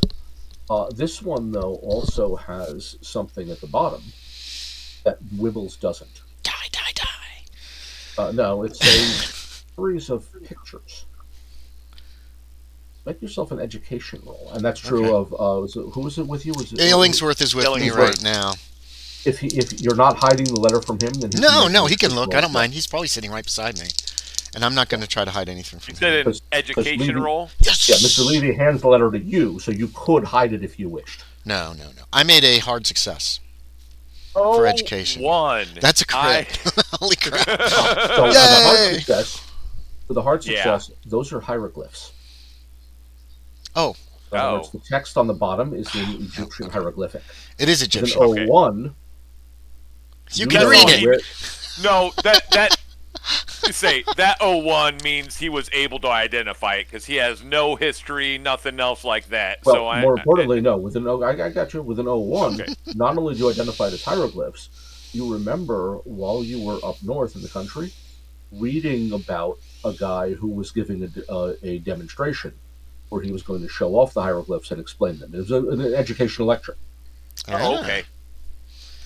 It was a thing you read in the newspaper last week. You hadn't planned to go, but when you Okay. see the hieroglyphs, like, wait, I read that was in the. Oh, yeah, I know a guy who knows that. Up Okay. somewhere You up don't know near a guy, but Biggleswade. you heard of a guy who's giving lectures on the subject of Egyptian hieroglyphs Near Biggleswade. at Right? various places Okay, throughout okay. through London and the North Country. It's a Interesting. traveling show. Yeah, and if young Biggles, if not young Biggles, if young Wibble is looking over my shoulder too, I don't care. I don't know Yeah, if he would he's or not. too, but he doesn't know what those are. Right. And notice those were not in his letter. And Mr. Oh damn! I turned the page here. Mr. Herbert, if these are fellow classmates of mine, if you're having some difficulty finding them, I might be able to help you. I understand confidentiality, but if you can't locate them, there are some few that I'm still in contact with or know here in London. Well, if you are willing to provide some addresses, that would actually facilitate the matter considerably. Of course. If I have them, what are the names? If you don't mind me asking. He thinks a moment. Yeah. No, I think this is acceptable. Howard. Does he have first names? You're familiar with Rourke Howard, I hope. Rourke? Yeah. Am I? Was he in my class? Did I learn Make yourself with a him? credit. Make a credit rating roll. Let's Okay. see how many of these people you actually know. All right. You want me to do one for each or just one in general? Just one. Credit rating. 47 out of 80 is a regular success. Okay, so you know Rourke Howard. I tell him that. Does he live in London? He does. How the fuck do you spell Rourke? R-O-R-K? Rourke. R-O-U-R-K. Okay, Rourke Howard. He's in London. Do I know him? Is he part of the club or anything, or is he associated with me at all? Or do I just know he lives? No. Have an address. I have an address for him from something. Through the basically the was that British, I think it's at this point the British Surgical Association. Okay. In other words, you've met him at a couple of academic conferences. Okay. You don't know the man personally, but you've exchanged correspondence with him. Oh, I don't know him personally. if He you- wasn't like a classmate back in the day. He was a year ahead of you. You Gotcha. exchanged maybe a dozen words with him, Right. but Okay. you have exchanged some letters with him, which Okay. means you could easily find his I address can get his among your address. correspondence. I let the lawyer, the solicitor, know that. Yes, I can get his address to you. Okay. I think I have it Um, at home. Dr. William Tremont. He's a guy you do actually have some contact with. Okay. Is he in London Doc- too? He is also part of the year. Okay. Dr. Tremont sometimes travels, but he has an office in London and is here during the season, so he's probably accessible. Okay. I'll have his address too then. Yep. Who And else? You do not you know of Vincent Phillip, but don't know the man personally. Okay, I relate that information. And then there's the odd guy out. Oh no. Slimy McGee. Well, more correctly, Declan O'Brien. Declan? How do you spell that? Declan, I think. Declan Fun fact. Orion, you said? O'Brien with a B. O'Brien. Yeah, fun fact, by the way, Elvis Costello, his birth name is Declan. I did not know that. Born Declan McManus. Okay, why is he the odd man out? He's Irish. He's Irish, yeah. Okay. Well, yeah. But I mean, do I know him? Did I know him at school? Yeah, you know. Okay. The fact that Dr. Whibble was willing to take on a student who was Irish. Oh, scandalous. Yeah. He did many scandalous things, like killing corpses. That too. Do I know Declan? Is he in London? Has he gone back to Ireland? Well, are you willing to have maintained correspondence with an Irishman? Yes. It would be unkind not to. Then you do, yes. Okay. So, of the 5 names on his list, you know 4 of them. Well, where is O'Brien right now? He has an address in London as well. He has an address in London, too. And he's a doctor. Although whether he's here now, you don't know. He maintains an apartment in London. Okay. He also travels periodically back to Ireland. 2, 3, 4. You only gave me 4 names. Yeah, the 5th name is someone you do not know. What is that name? Marcus Coldwell. Coldwell. That's someone you've just never heard of. Question mark. And I have heard of Vincent Phillip. I've heard You the don't know name, Vincent but I Phillip. don't know him in any way, shape, or You form. know he was a student. He was a couple of years ahead of you. You probably passed him in the hall once or twice. Okay, but I don't know any idea where he is or any of that stuff. Yeah. I will tell the solicitor. I'll send him a letter tomorrow, Okay. with the addresses where these these 3 can be contacted. And I Makes his thank life him for that much easier. I thank him for his trust. Yep. Oh boy. Okay. But he doesn't know anything else about Dr. Whibble as far as his death or anything like that. He doesn't even know why Whibble broke with whatever he used previously and hired the firm of Bartholomew and Herbert. Or if he does, he won't tell you. Claim that would be confidentiality, even if he did know. But he sounds like he doesn't know. In all fairness, he probably doesn't know. Yeah, that's what I'm guessing. Okay. And they were grateful for the business, because let's face Obviously. it, look around their office. Poor They could use the business. Yeah. They're obviously not terribly efficient if they took this long to find these people. Okay. Well, they're probably having a hard time hiring an investigator. Oh, that's true. What do you want to bet that half their investigating is done by Mr. Levy over there, who's the clerk? His shoes do If they look had rather more resources, ill-used. they'd hire an investigator to find those addresses.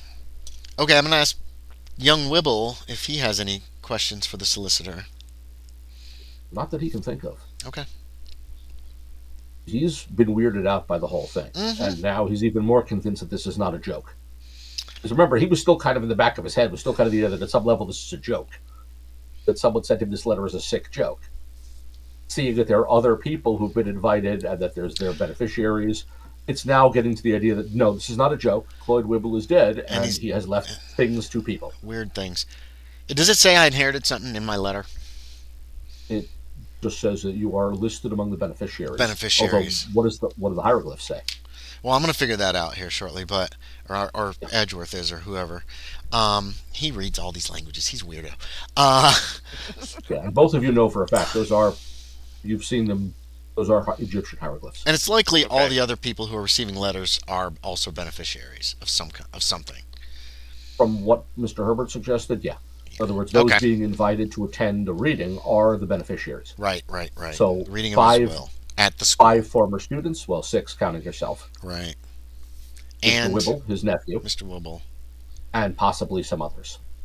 Right. Did Herbert have a list that he was like looking at when he was talking to us about this?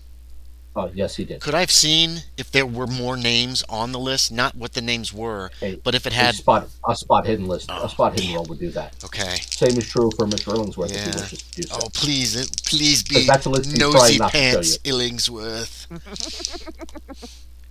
Now, 62 out of 29 is not going to notice that. Tell. He kept that piece of paper up. Here's the names. But my 26 is a regular success. Yes. With a regular success, you will notice there were 2 more names on the list, but you could not read them. Yeah, okay. I'll take it. So there's a total of 9 people who are listed. Going to this thing at the college. So 5 of them are the other medical practitioners. You are number 6. Wibble is number 7. And there are 2 unknown persons. Which I'll find out later from Illingsworth when I question him. Or when I say, I was trying to see who else was on that list. I couldn't tell. Yeah. Okay. But from the angle he was holding it, couldn't read the names. Well, once we leave, then I want to ask what Wibble wants to do. What do you think you should do, Mr. Wibble? He's now thinking that he should make arrangements to travel to Cambridge, to Monmouth Hall, and be there that weekend and hear what's to be heard. Does somebody have to be present at the reading of a will to get what they're supposed to get? Do I know? No. Okay, I didn't think so. They don't have to be, although it's customary. Mm-hmm. I would think at the very least you would send a representative or something like that. Yeah. If you weren't going to be able to attend yourself, you'd probably send all right. You'd probably be rich enough to send a servant, basically. If you or at the very least, you will send a letter to the solicitor saying, "I'm unable to attend." Yeah. Okay. In which case, part of the solicitor's job is to make sure that the property you are supposed to receive is delivered to you. Well, I'm going to exchange cards with young Wibble. Okay. So I can get his card, so I know where he lives. He's happy to do that. He also is going to make sure that he's talked to his boss at the bank, that he has time off to travel for this purpose. He's not anticipating any difficulty with that. How rich does Wibble look? I mean, does he have money, or does he look like just kind of a common or average kind of guy? He's not rich. He probably thinks Wibble belongs to what we would call the upper middle class. Okay, so he's... To say his clothing is well kept and nice, but that's because he spends a lot of money on it.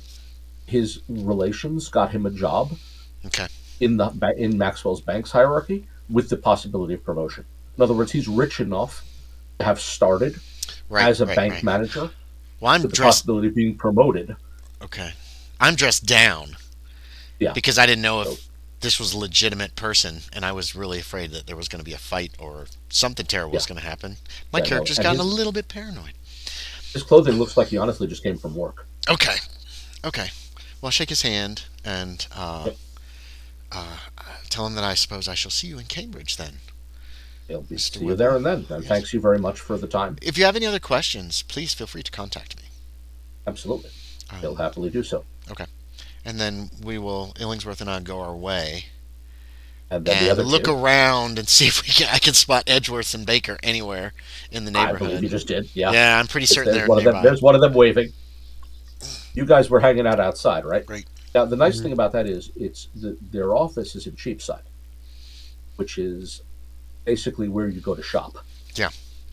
So the two of you could just blend right in, walk in and out of stores. I'm going to no issue there at all. I'm going to relate as we walk down the street everything that has happened in both the conversation at the inn, which they probably overheard, and everything that happened with the solicitor. I'm going to show both Baker and Edgeworth this letter. And note, you're muted, Graham, and note that various these other names and relate all these other names that I got. And that's probably when I turned to Illingsworth and I said, at which point I'll say there was 2 other names on that list after yours. Who? And I couldn't make them out. I just know that there was a total of 9 names and not 7. Oh. And then I look at Edgeworth. I don't know what order they were in or where Payne's name was on the list. Right. So if they were alphabetical, for bunch instance, of names. Where was he on the list? Yeah. So, 9 distinct lines. Does this require more burglary, Edgeworth? Do you think? Oh, hopefully not. Could I just glancing at the seal, because we have the seal now, yes? Mm-hmm. It's intact. I want him to know what he knows about the seal, and I ask him about the... Okay. Would it trip anything that possibly be a no roll? Any recognition? Actually, an occult roll would help here. Uh-oh. Now that you have the intact seal. Baker, what did you just say while he's rolling? Just at the comment of burglaring, I say I'm not going to be the lookout this time. Just in case you get someone tries to Okay. take a hatchet to Awesome. you again. Fair. I wanted to hear that. Thank you. Okay. I like that. That's a success. Just normal.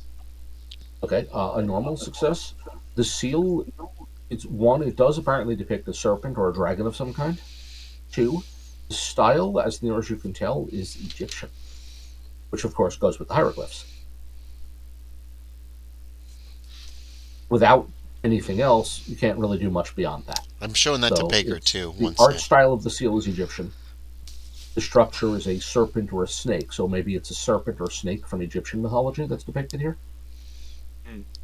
If I could copy, potentially ATEP.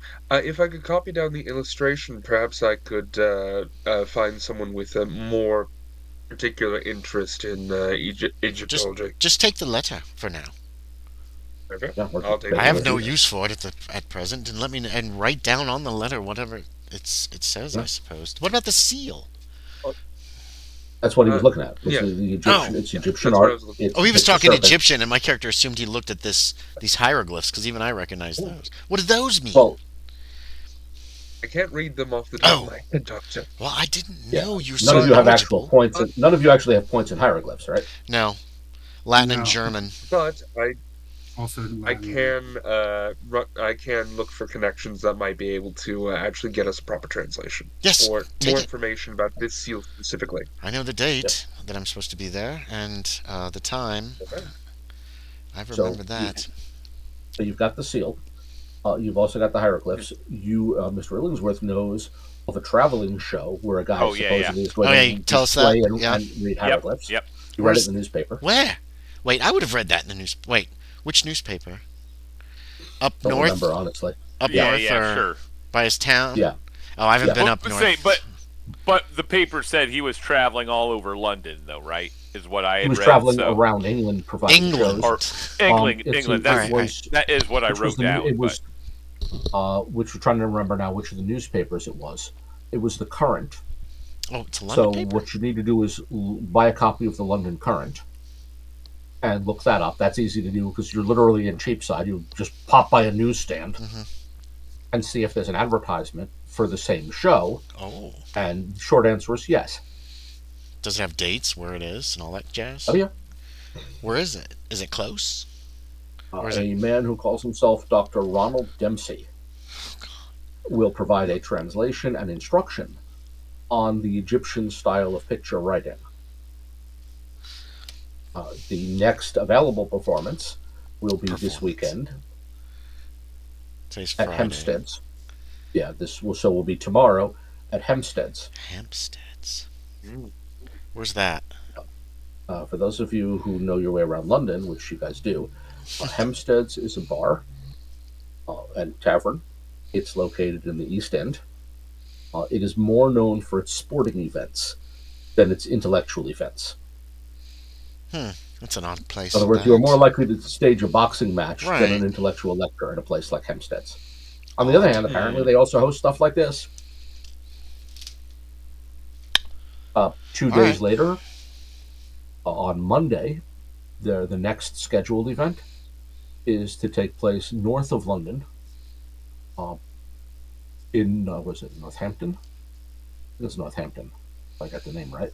But that may be a little too far north. That's I think it's a little too far north. Hang on a sec. Oh, where the hell? Northampton. Northampton Northampton is is too far. no, that's not too far north. I mean, it's not very Okay, much so further maybe north than Wellingborough, Newport, Thomas, Cranford. It's north and west of Biggleswade and Bedford, but only by So that's a, like 17 miles. that's a bit too far north. That's a bit far for one The- night or two Yeah. nights travel. That'd be pretty far. In the Yeah, well, circles I'll- that I run in, sorry, you go Luton? first, Kevin. Luton. Is he I in was gonna say, Luton? I'll look it up, but it's basically he's leaving London on Sunday and moving more toward the North Country. Luton. So there's a couple of shows advertised in Okay. the north part of London. So we need to I'll have hit to him look up before he the exact goes, location. probably. Well, or you could, follow him northward. Okay. But your best chance to find this Dr. Dempsey fellow will be at Hempstead's on Saturday. North of London. Of course, you could also just go to a research facility, a library, and do the work yourself. Yeah. Yeah. Graham can get in that one college, the London College. Yeah. So you've got two options for learning what the hieroglyphs mean. Either talk to Dr. Dempsey or do the work yourself. Either one seems very doable. Yes. Graham looks like he's about to say something. Based on the circles that Edgeworth runs in, would I recognize the name Dempsey at all? Any reputation? A reputation roll would help you. Or sorry, a credit rating roll would help you there. Credit rating, alrighty. What do we know about? I don't have a bad credit rating. Oh. Although I did fail this roll, so no. Never heard of him, man. Heard of him. Is that even his real name? Probably not. Did I? Red Jack. Oh, that was a no roll. Might be best to get two opinions on these on the glyphs. One from this Dempsey fellow, and then double checking through the university. This is also true. Am I able to do a credit check? Am I able to do a credit check knowledge on that name at all, or not? Yeah. Anyone else who wants to as well? Okay. I probably don't run in those circles. Yeah, this is because he's offering this as a entertaining and informative, according to the advertisement, an evening which will be both entertaining and informative. I'm going to burn 1 point of luck to make a regular success. Okay. Nice. So, Roland Dempsey, or Ronald Dempsey. Ronald, yeah. No, he's used both names. He's used both. Oh. Okay. He's a frickin'. He's one of those kind of guys. He's a charlatan. He's a Barnum. Has a bit of a reputation like that, yeah. Doesn't mean that he's not truthful about knowing these things. The idea that he's been to Egypt. Right. I'm not so sure I'd put a lot of credence on it. Okay. The idea that you would want to double check this by doing both things seems wise here. Okay. He's a showman.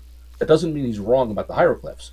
But he's primarily, when he says he's going to entertain and inform, he's primarily going to entertain. It's a sideshow. He's making a few bucks here and there doing this. He's like a snake oil salesman, essentially. Yeah, snake oil is not yet a thing, but yes, if it was, he would be. Right. Do I know what the newspaper in Cambridge is? Does Cambridge have a newspaper? Several. All right. Newspapers are super popular. Yes. Okay. Everybody's got a newspaper. Anything else, gentlemen? Edgeworth, you're going to find out about those letters, correct? As much as you can. I'm going to send several letters out. Okay. Baker? Something odd is happening here. I also did a name check if I knew anything, but I got a 94, so no. So, yeah, no. And I didn't even do it. The three of you, the best you can do is Ronald or Roland Dempsey might be a charlatan. That doesn't mean he doesn't know something about hieroglyphs. Right. It just means that he is definitely focused on entertaining people more than educating them. So it should be a good show. Let me know, Graham. Goddamn. Let me know, Edgeworth, what you learn. I'm very curious. I'm going to send some letters to the other students that I'm still in contact with, as well as a letter to these solicitors to give them the address. I don't believe they're involved any deeper than trying to fulfill their. None of us are solicitors. Yeah, no. Do I know any solicitors who are like drinkers? Who I could get drunk and find out maybe who Wibble was with before, huh? That would be tricky. Yeah. I don't know solicitors very well. We have one probably, but okay. So you yes, certainly contact employ me. One from time to time. Contact me when you find out, Edgeworth, what these things mean. Absolutely. Are you gentlemen willing to come to Cambridge with me? This is very strange. It's very strange. I'm looking at Illingsworth carefully because he looks doubtful. Well, you think we will be allowed? I mean, Oh, I don't know. I'm talking merely about the coming up to But Cambridge, not necessarily to the to the funeral, okay. well, yes, the funeral. So I mean, yeah, I'm willing to go to Cambridge. I mean, that's not too far from home for me. I put my hand on Connor If not, Edgeworth's shoulder. Do not forget to tell your fiancée when you go. Will not. Leaving town without telling her would be a Oh, faux pas. bring her yeah, with. We could bring the balloon. Maybe she would like That could be fun. to try the balloon Be up fun. there. I don't know what kind of wind currents are in Cambridge or whatever balloons That's deal with, but perhaps she would like a little. Let her know we bring it if she wishes. How would you explain Ask her. why she's coming up before her wedding? Right? How would you How would explain? you Go explain ahead. coming up before your wedding? It's not a honeymoon if it's before the wedding. that's a good point. And then he To laughs. drip. Yeah, this is true. You don't have to You'll need stay to in the same room with her, but she could travel north at the same time, couldn't she? I don't know. Yeah. That's something to think about. You've got a couple of weeks before you need to decide anything. Yeah, 3 weeks, I think, before this whole thing happens. All right, Yeah, so well, I want to. if you want to get to Cambridge without killing yourself, you want 2 or 3 days Yeah, to get there. I want to send letters to these 3 guys that I know, asking them if they Okay. basically did you receive this odd little note from solicitors of Dr. Wibble, and do you know anything more about it? And then I If want you're to sending them send. letters to the other medical doctors, there's no point to ask them whether they got a letter already. The Oh, that's reason true. Mr. Herbert asked you was so that he could mail them their letters. Right. I'm still going to send that letter, and then I'll send Okay. Herbert a letter with the addresses, and then I will send Distracted by cat. what? Oh, the cat. I was distracted by the cat. And then I will send a Sorry. letter to the Impossible Chamber, and I'm just going to write Okay. Dr. Wibble is apparently dead. There is some kind of reading of a will. Here's the date. Here's the location, Okay. Good for and them I've to been know. invited, Now, and that's was all it, I'm sending. was Mr. Edgeworth actually going to look up the hieroglyphs? Yes. Totally. Okay. So that's going to be harder to do Friday evening, unless you're going to have a go at what the club has, which they might. I'll take a peek around the club, and then I'll pop by the college on Monday if I don't find anything in the club. But keep in mind, Hempstead's performance will be Saturday. Or sorry, True. But in that, Mr. Dempsey's performance at Hempstead's will be Saturday. yes. So But we're still going to go to that. But then if I can't find anything in the club, then Okay. we'll go to that, So- and then I'll go to the university to double check. okay, so a library use roll to get started as you arrive at the club. This is true of Mr. Baker if he's going to. Does your I club can have help anything with useful in its library? research, yes. Would Mr. Baker be assisting me? Say that That's again, an excellent Baker. question. Yes. I'll be. I can do the help action. Okay. To assist any rolls. So both of you are welcome to make a library use roll. Yes. This really comes down to Exactly. whether your club library has anything useful. Hmm. So not something you have a lot of Library control over. use.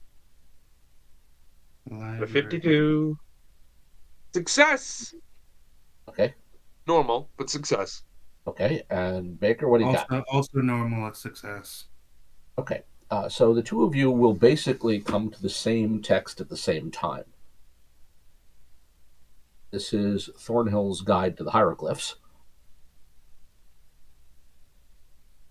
Effectively or allegedly, the work of Major Kirk Thornhill of the Lifeguards, supposedly from his time traveling in Egypt during the Napoleonic Wars. Whether any of that is true is an excellent question. But what you've got here is essentially a dictionary of the hieroglyphs. And given you've only got one line to piece together, using the dictionary, it might be possible to do so. So now what you're going to want is an education roll. Hey. and this is the two of you working together again, through much of Friday night, by the way. It takes a while to hunt out, and then both realize you've hunted out the only such text your library contains. Ooh, That is 70 on the dot. I have an education of 70.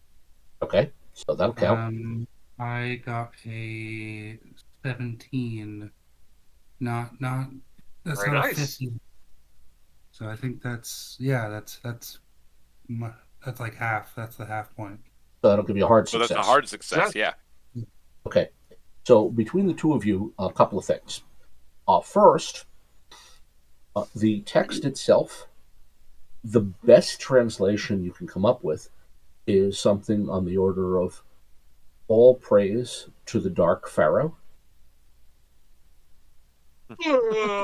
Gift him gifts when he comes or arrives or some such. The word dark, by the way, is a loose translation. The literal hieroglyph means nighttime, but in no place in the Thornhill dictionary does the glyph for night appear as an adjective. So the literal translation is the nighttime pharaoh, but that's not a thing. But that's the way it's depicted. There's no glyph that way, and the glyph for pharaoh, the glyphs, are very clear. So that part you can be absolutely certain of. That it refers to a pharaoh, not a king.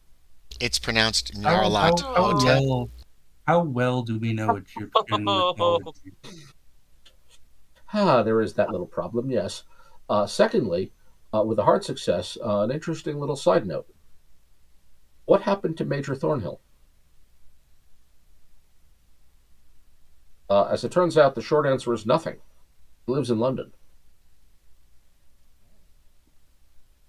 Because it's at one point while digging through the dictionary, you're going to notice something. This dictionary was published in London. Utterman and Sons, publisher, Fleet Street, 1807. Oh. Is he a member of the club? No. The disappointing part, which you'll learn on Saturday, is that he is in fact a member in good standing of the Vickers Club, which he has apparently been a member of since like 1802. Would the club know where he lives, or are we just going to go hunting? They're not going to give us that information. We're not members. Even if they knew it, they wouldn't give it to you. And the Vickers Club is even more secretive than yours. Okay, so our club, I meant, wouldn't know where he lived. He's not Major Thornhill's not a member of your club. His publishers might.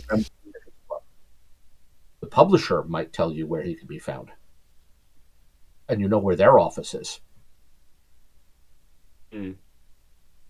That's a lead we'd have to run down.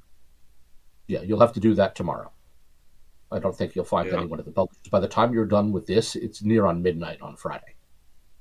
So I don't think you're going to find anyone at the publisher's office at that hour.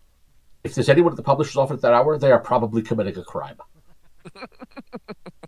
Join them. Yeah, in which case you could join them in committing crimes if you like. But I suspect the only people you'll find at that hour are criminals. And let's face it, robbing a publishing firm is not very lucrative. There are much better places to rob if your mission is to rob somebody and get richer doing so. I'd say it depends on what you're trying to rob. Sometimes information is much more profitable than this is true. monetary. But if you want anything that Butterman and Sons have published, you could simply go to a bookstore. Are you saying save yourself the trouble of crime by buying a copy at a bookstore? Butterman and Sons is the publishing Butterman house? and Sons. Okay. Yeah. I like that. And by the way, if you can't afford what they're selling, we're back to crime for the purpose of acquiring money. And then going to a bookstore and spending some of your ill-gotten gains on a book.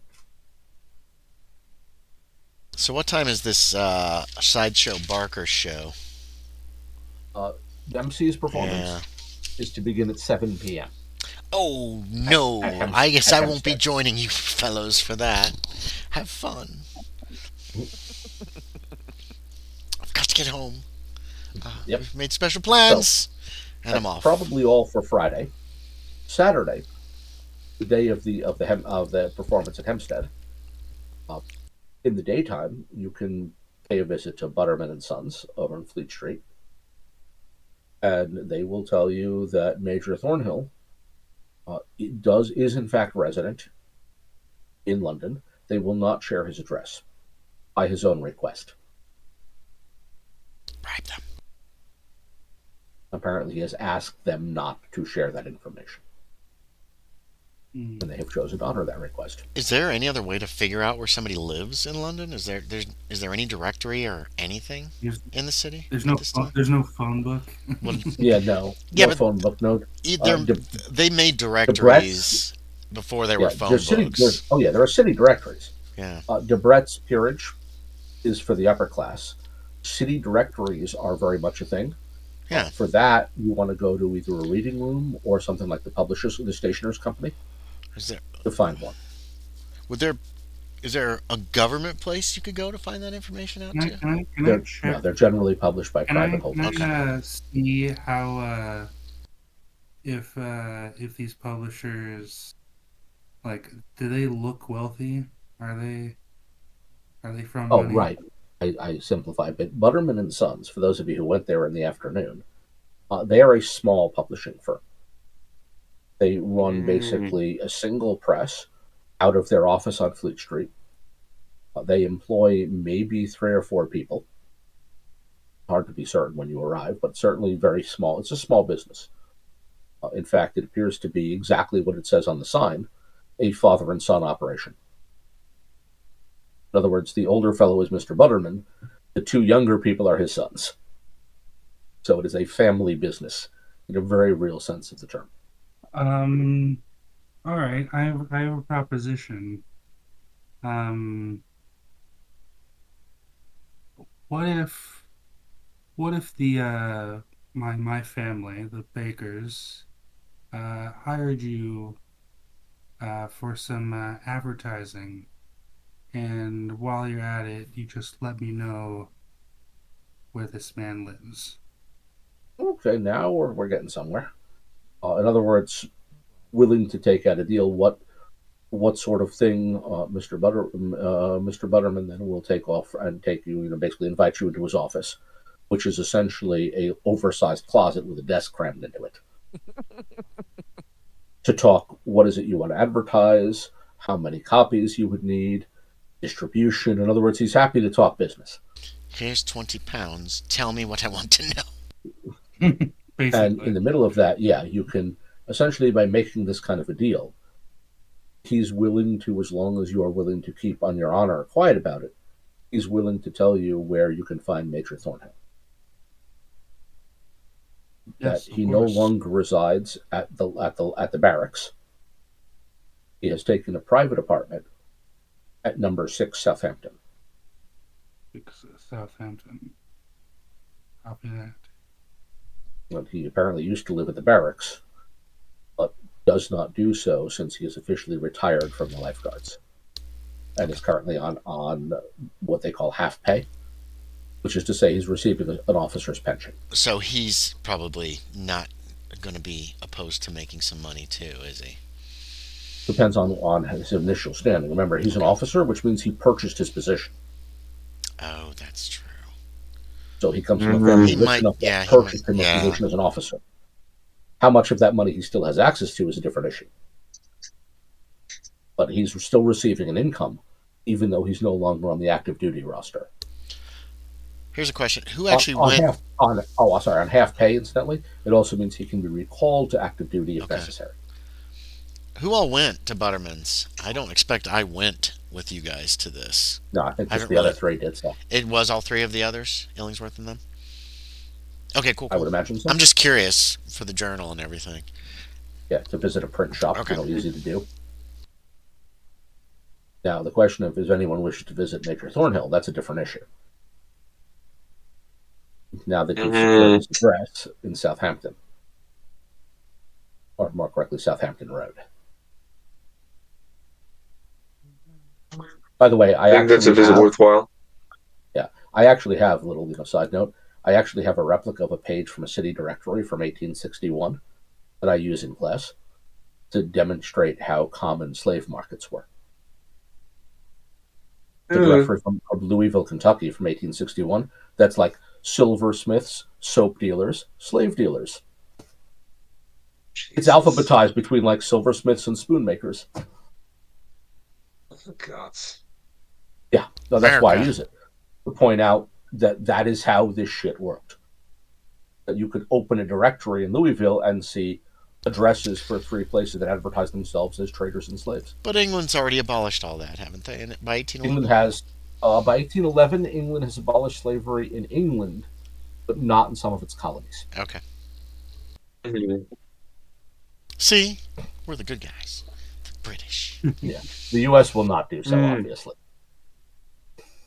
Oh. But yeah, that's a city directory, with businesses listed. They're actually a really weirdly important primary historical source. You can use them to do things like tell you exactly how many people in a certain business. You can use them to do things like get percentages of people by gender who own businesses. Like how many women own a business? Not how many men do? In some businesses, a surprising number. So you wouldn't know, unless you actually dug through some of these numbers, which people have done. Are you guys going to Thornhill? Yeah, so is anyone going to pay a visit to Major Thornhill in the afternoon on Saturday? I just don't know what I would have as a player that could help me. I mean, I don't know if I could... the money. You have money. A fondness for guns. A fondness for also, what? When is the... Sorry. 7 o'clock is Dempsey. Yeah. The performance at Hempstead's begins at 7 p.m., according to the flyer. We can visit Thornhill, then make our way to Dempsey. Oh, plenty of time to do so, yeah. That's all I was asking. Yeah. So if anyone wants to do that, is anyone going to pay Major Thornhill a visit then Saturday afternoon? I can go. That's fine. Okay. Yeah. I don't know about any of this that's going on yet, so no, not me.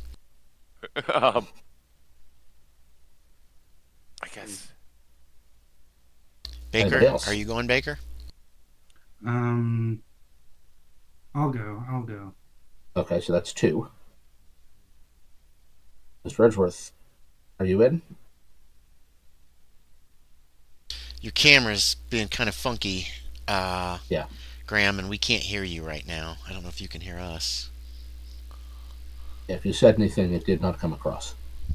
And he's gone. Yep, that's what I thought was going to happen. Can you hear us, Graham? Check back in. Yes, I can hear you. Can you hear me? Yeah, your camera went a little funky, and then are you going to see Thornhill?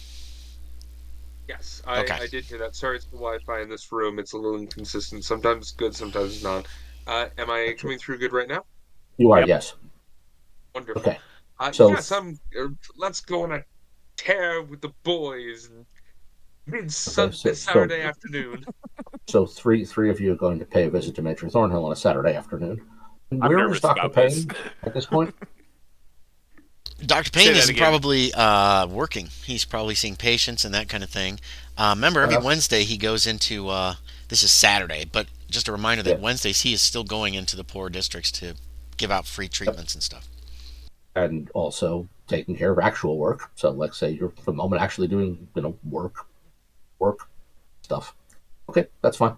So for the 3 of you, number 6 Southampton turns out to be essentially a cottage. Set a little back from the road, complete with gate. Excuse me. Unremarkable in most ways. So pass the gate, perhaps knock. And the door.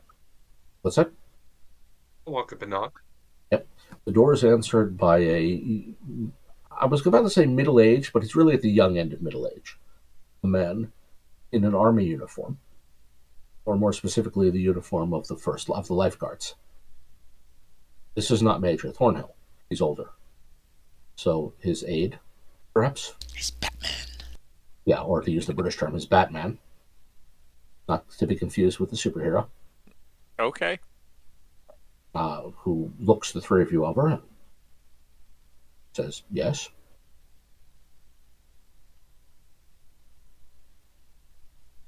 Good afternoon. Good afternoon, sir. Sorry. May I help you? You go. No. Go ahead. Sorry. We were here looking for what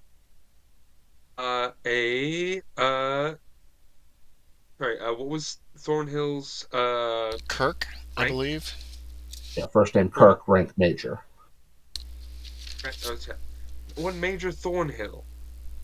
Oh. We're admirers of his work, and when we realized he lived in London, we simply had to come and pay a visit. Naturally. Do come in. I'll see if he's available to see anyone at the moment. Please, Is he... have a seat. Absolutely. Is he all right? Quite. Usually. Psychology check. I'm going to fail it, but I'm still going to do a psychology check. Sure. Walt's going to make a psychology check. Okay. Right, we're all doing I was that. correct. I failed it. Fair enough. I also failed. Okay. That leaves Baker to attempt one if he wishes. I will pay 9 luck to succeed. Okay. Yeah, I would have had to pay a lot more than 9. The servant here is implying that his mental health is not what it ought to be. That's kind of what I was thinking. Going to check on what state he is in mentally. Right. Before admitting anyone to his presence. And you'll notice that when the servant opens what is clearly the study door, he does so by basically he takes the door and then moves back himself. The way you open a door if you're afraid that someone is behind it with, say, a gun. Okay. All right. And when nothing emerges from it that's violent, he then sort of sticks his head around the corner, past the open door. Major, there are some gentlemen to see you. And you're welcome to make a listen roll at this point. That's the three of you are present. Well, I'm going to roll. I don't think I got I it. failed. I failed miserably. I rolled a 94, so I failed. Yeah. Yeah, 94 ain't going to cut it. Nope. At least I don't think so. If it does, I'm impressed. Same. I put some points in listen. I didn't put that money. Yeah, fair enough. Anybody else? Any luck? Nope. Mm-hmm. So, okay, nobody. And a moment later, you will see Major Thornhill come out of the study. Worth noticing, he's wearing the most of his army uniform. That is to say, he's taken his coat off. And he has his waistcoat is on. His shirt sleeves are rolled up. His hands are stained at the moment with ink, which is to say, the reason his sleeves are rolled up is he's probably in the act of writing. Which, perfectly normal. The cavalry saber he's wearing, on the other hand, usually not necessary for writing. Because he's actually wearing the saber that goes with that uniform.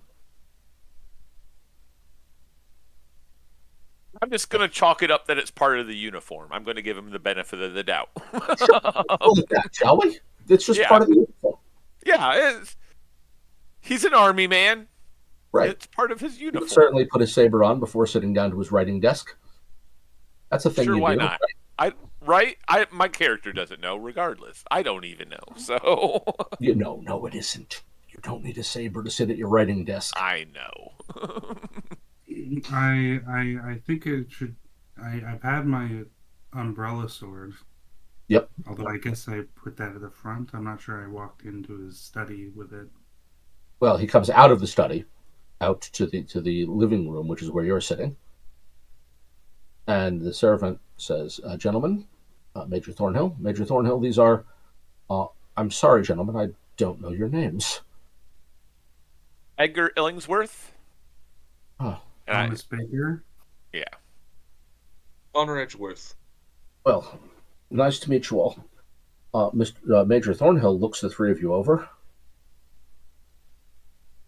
None of you. No, that's fine. Like he looks closely, as if he's looking for something. And when he decides you don't have whatever he's looking for, he relaxes a bit. Okay. Okay, so So if apparently he's looking for 1,000-yard stare, my guy might have it. Oh no. if that's apparently not what he's looking for. Right. Because he's looking closely, but decides whatever it is he's looking for you do not possess. Okay. Or maybe you do. In other words, whatever he's looking for, if he's planning to be alarmed if he finds it or doesn't find it, he's not being alarmed. Right. So either he has successfully found or not found whatever it was he was looking for. Major Thornhill, a pleasure to meet you, good sir. Simply a pleasure. Uh, my friend and I came across your guide to the hieroglyphics, uh, the Oh, other so night that's while what we this is about. yes we came Aha. we came Oh, upon your work while we were doing some research, and well, when we realized you lived in London, we decided to pay you a visit to seek out your expertise uh, straight from the source. naturally. Naturally. You probably think you're quite clever on the subject. I can assure you, I think no such thing. Better. See, I thought I was rather clever on the matter myself. So, Major, I assure you, I consider myself the eternal student. well, more fool you then, isn't it?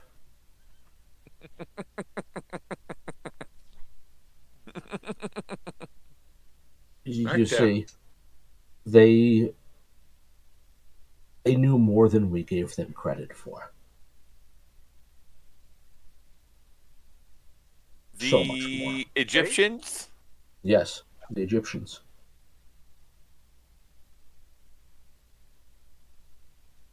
They were brilliant.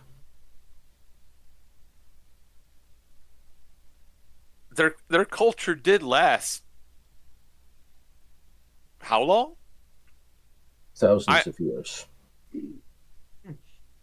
They had their own archaeologists studying their own culture. Indeed. It was legendary in legend. It was Tutmos the Third, I believe, who excavated the Sphinx. Excavated it, sir.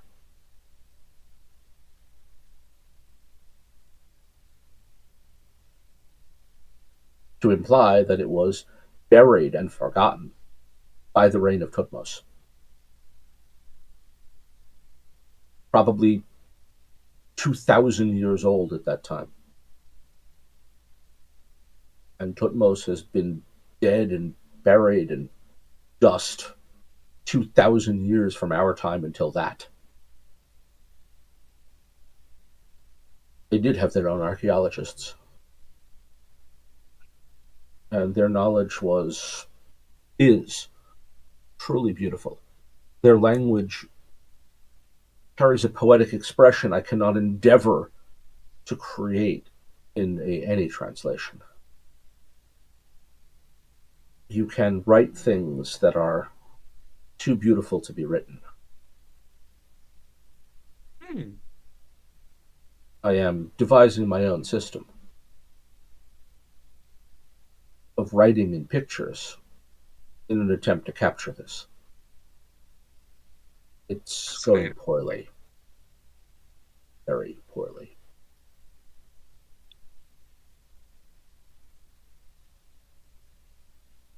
So, what question brought you here? What piece We of their knowledge eludes you? we encountered in our own sort of investigations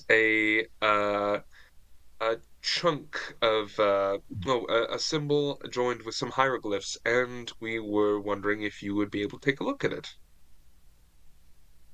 Naturally. Okay, I will present the letter. Hmm. The seal and hieroglyphs. Those are, in fact, yes, those are hieroglyphs, without a doubt.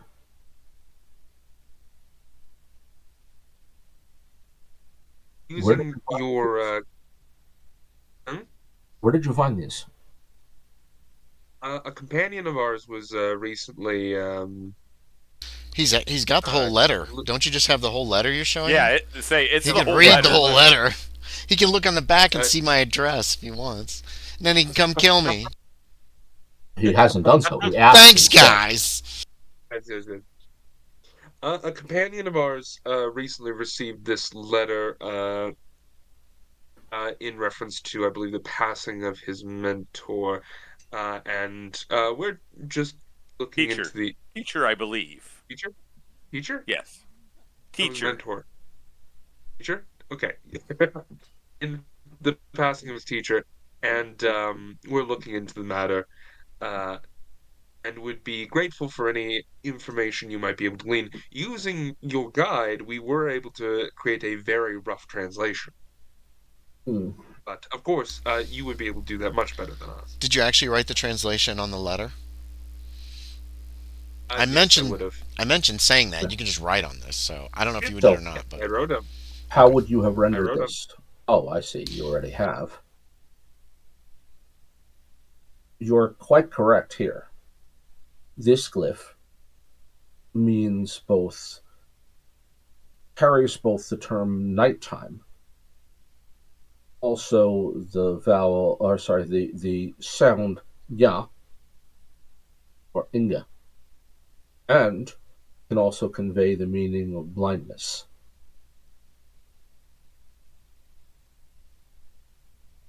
You see what I mean? The language is so poetic. Here, coupled with...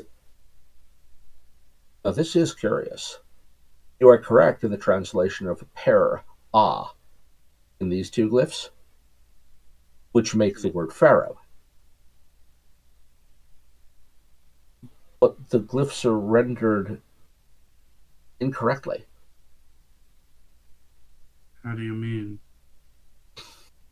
Well, the literal meaning of pharaoh comes from the per, house, meaning to come from the great house, to live in a large house. The word literally means who lives in the largest house. But here it appears to be using night or blindness as a descriptor, which would render it as the resident of the house of night, or house of blindness, which is grammatically beautiful but nonsensical.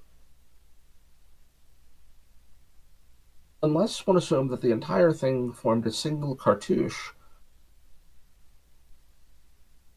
in which case we separate out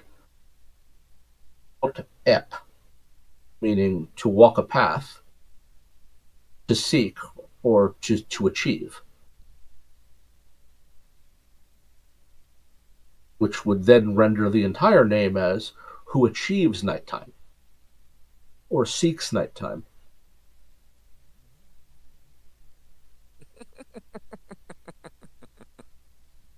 It's absolutely beautiful. The possible poetic meanings in this are beyond beautiful in so many ways.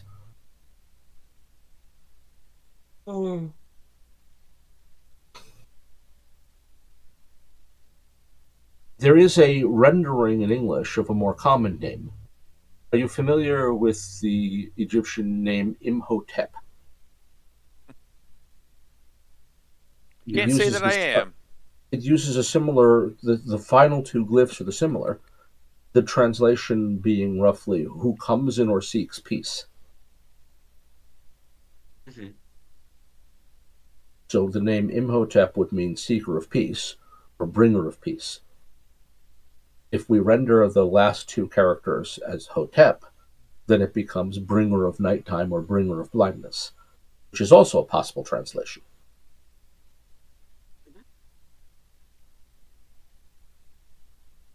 Whoever did this was incorrect in their grammar and brilliant in their grammar. Mm. The man responsible for this is a man that I, for one,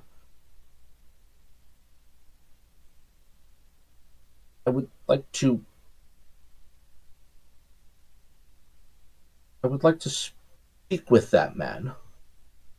I would like to see how his mind works. Mm. And it feels like it would be well to weigh his heart. That seems like a thing that perhaps ought to be done.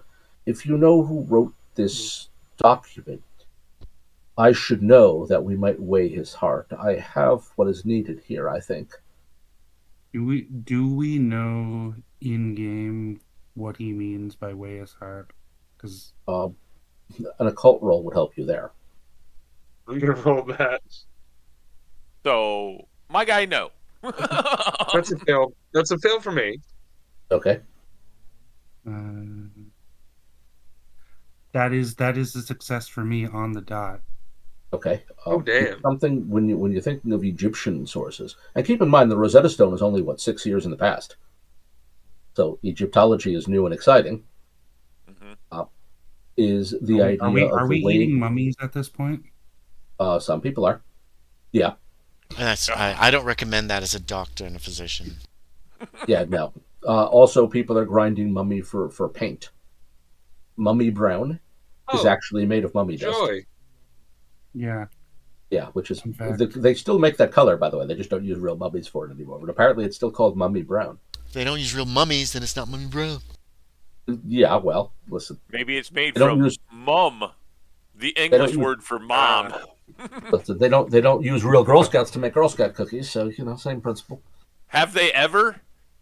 Probably not, no, regrettably. I say, now, they don't use real cocaine and Coca-Cola anymore. We're digressing. Sure, We're digressing. We are. Yeah. In any case, weigh his heart. That's an image that occurs in Egyptian mythology that involves the judgment of the afterlife. So if you are the kind of person who believes that when you die, you will be judged by God, the Egyptians believe that, and that the judgment took the form of the weighing of the heart. And I'm knowing this, Baker is unnerved by the idea that this guy might kill the person who ever wrote this. You get the feeling that when he says he's going to weigh someone's heart, he's going to cut it out first. This was written by Dr. Wibble before his death, I think, right? Probably. Because the handwriting the same on mine and on young Wibble's? The handwriting was the same, but we don't know that that's Dr. Wibble's handwriting. That's true. That may have been the solicitor, so... Yeah. So we don't know who wrote these letters. Okay. Because there were multiple copies made by a clerk. On the other hand, Dr. Wibble might be the author. Okay. We don't know that for a fact, but it's certainly within the realm of the possible. He might have left and said, here, these are symbols to put at the bottom of this letter. And they're like, okay, we're doing it. Okay. Yeah, here are some images I want at the bottom, copy them. Which means this guy would still want Wibble. Thornhill is still like, I want... Wibble's who he's referring to, that he wants to weigh his heart. Back to his study at this point. Gotta get that knife and that scale. And his servant is now suggesting that this interview is really over. Because, he's starting to get excited. He took the letter, didn't he? No. No. Oh. Okay, no. I'm going to snatch that letter back. Yep. And I'm going to say, wonderful talking to you. Goodbye. He's not paying attention. Yes, you have been quite enlightening. Yeah, he's not paying attention. He's going to get his heart-cutting knife at this point. I look at the servant as we are, skittering. Who's basically as polite as he is pushing you out the door. Enough. He is pushing you out the door as fast as he can within the bounds of propriety. We got to bring this guy to Cambridge. man. I think that would be a horrible idea. Dr. Payne is going to push So- to bring this guy to Cambridge with us. Because I as you guys don't- leave, by the I way, you don't see think Major we- Thornhill reappearing. He has a feather in one hand. Oh, God. Oh, yeah. I don't think we can stop him from getting to Cambridge at this point. I think we unleashed something. That is potentially a problem, yes. He knows where the meeting will be. And now he might He show knows up the with a feather date in and one everything. hand. Oh, no, he's not going to and have his to. knife in I'm the going to other. invite his ass as soon as I find out this information. Because if he knows how to use a knife and a saber, I want him on my side. And if Dr. don't- Wibble shows up, I want him to cut him to pieces. Let's be very clear. He knows well, how to his use a brains knife. speak. He knows how to use a saber. He is not on your side. He is on the side of fucking Crazy Town. So, yeah, I mean, he might be there, but I'm not sure that this is the kind of ally you want to put any trust in. I Yeah. want this guy. He's my best friend. I will tell the doctor about this when we meet back up. and When the do we doctor meet? can decide what to do. Are we going to meet Are like you meeting? before you go to Dempsey, or are you going to wait till Sunday? I think we were going to meet before we go to Dempsey. Okay. 'Cause I would We be have home. some business. Yeah, I'm probably home. You Yep. could just drop in. Okay. Yeah, you have your Meet office there. at- Edgeworth probably Okay. always just drops in. He never sends a letter in advance, right? Or, are you busy at this No, no, no. time? Yeah, no, so I guess he just He probably drop in just anytime. shows up. Yeah. fair enough. I'd probably Who show- who else there? Are the other two coming too, or do they need to wait for letters to be sent, Excellent question. or cards to be at least sent up to me? But with people who you consider friends, you don't necessarily need to exchange cards before Okay. visiting. Remember, that's a formal thing. And do I have somebody You in would the? never visit someone you don't know before doing that. Do I have somebody in the? Am I examining somebody at this juncture? If you are, they will wait until you are finished. Okay, that's fine. In other words, when you guys arrive, Dr. Payne may be with a patient, so you may have to wait a few minutes Well, am I? until I will make a luck roll. All right, my luck is actually If really you good right succeed, now. then the answer is no. 70 out of 70. Straight So, up. yeah, you are- Boom. So as you guys arrive, he is just finishing with the last patient of the day. Awesome. So Good you luck, have- Mrs. Umbridge. yep, And I will you see have you. time to talk I will now. see you soon. Ah, Edgeworth. No, Baker. no relation Illingsworth. to Dolores, I hope. Come in. I'm done. I'm done. No relation to. This is Mrs. Bertha Umbridge of the Okay, North London Umbridges. okay, good. No relation. The very heavy set family. Yeah, Come in. and no come in. relation to a certain transphobe stuff in general. So, Oh, yeah. I don't know who that is. So, but yeah, Okay, I just well. Umbridge is the name that just popped into my head. Yeah, Dolores Umbridge is the arguably the true villain of the Harry Potter books. Oh, okay. And Yeah. so, on the one hand, that's why I said hopefully no relation. I And on the don't- other hand, yeah. fuck transphobic authors. So, Yeah, It's I funny got how rid of she all kind mine. of turned into Umbridge. Kind of Yeah. like. oh, it's not the that's not funny. I'm author convinced indicated- that Umbridge is her insert character. Yeah, exactly. Oh, Umbridge Yeah. is her. so did you translate? Did you translate the Egyptian? I don't have any more appointments today. We could sit here. We could go into the parlor here and have a drink. We did. I will lay out our translation. You will notice there where Baker made a correction to my work, actually. He caught something, and I'm very proud of him. This is odd. Good job, Baker. The nighttime pharaoh. Don't like that. Don't like that at all. Oh. I also tell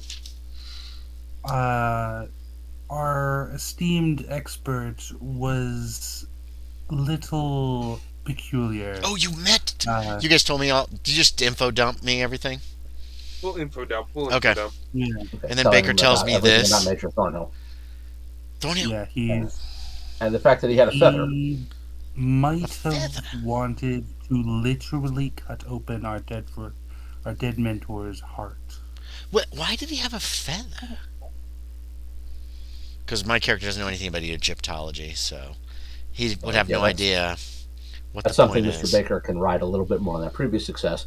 The weighing of the heart is Mhm. symbolized by the weighing of a feather. In other words, the heart must balance the feather of Ma'at. Perfectly Yeah. balanced, Yes. or else you go to the bad So- part of the underworld. I guess that feather is his version of Ma'at. Ah. So good, he's got a feather. So Mr. Thornhill knows where this reading of the will is going to be and when. Yep. Well, perhaps we should talk. I should go talk to him tomorrow. No, Sunday. I'll talk to him Monday. I'll just invite him along. Why not? On the other hand, you got some real insight into what the hieroglyphs say. Right. On the other hand, you may have released a homicidal crazy person who now knows where you are. I'll settle that. I'll settle all that. It'll be fine. So it's a Hotep. Well, The second part of this is Hotep. What's the first part translate? Did he tell you? Because he said the last two syllables were Hotep, right? Yeah. The first part was the Par-Ah. Par-Ah Hotep is the name, is how you pronounce the name then, correct? Rendering it one way, or Pharaoh plus Hotep. Which is? In other words, notice there's a number of different ways to read it. Well, I don't know any of this. That's why my character's asking. That's what he was talking about. Okay, so that it's Para Hotep. You read it one way. If it's not, you read it another way. Did he tell all the ways that you read it, or did he not mention the other ways? Para Hotep is how you pronounce it. The way he read it was Par-Ah Hotep. Par-Ah Hotep. Okay, Par-Ah Hotep. Because he believes that it should be read as a cartouche. Okay. In which you would pronounce it as Par-Ah Hotep. Okay. 4 syllables. Okay, not Nyarla Hotep, right? Anyway, well, if you assume that the glyph for night. Well, hold on. Did he actually ever tell anybody that though? Oh, remember he did say that glyph is pronounced Na or Naga. Mm-hmm. So that would make it Nai Par Ha Hotep. Nai Par. It could also be Hotep. Okay, which doesn't mean anything to any of us, unless somebody has Cthulhu Mythos. I have Cthulhu Mythos, which I don't.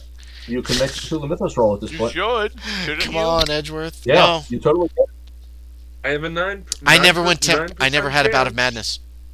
Oh. I never had a bout of madness. I saw some shit and I lost a ton of sanity, but I never actually broke down and like flipped out. I also have 0 Cthulhu. So I don't have Cthulhu Mythos yet.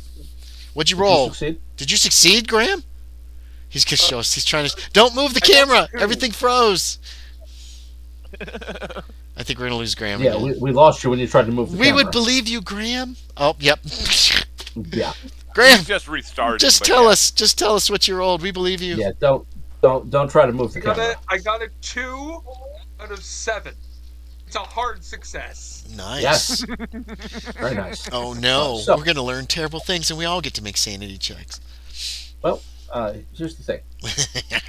Phrase, if you pronounce it if you drop the pharaoh or include the phrase pharaoh directly, it becomes Nai or Naya Hotep.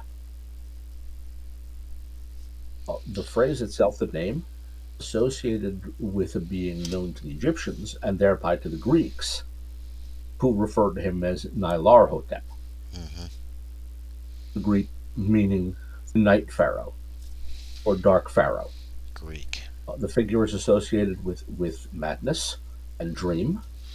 With the success on the Cthulhu Mythos roll, this being is supposedly the herald of the outer gods, of things so far removed from us that we could not even encounter them without a go-between.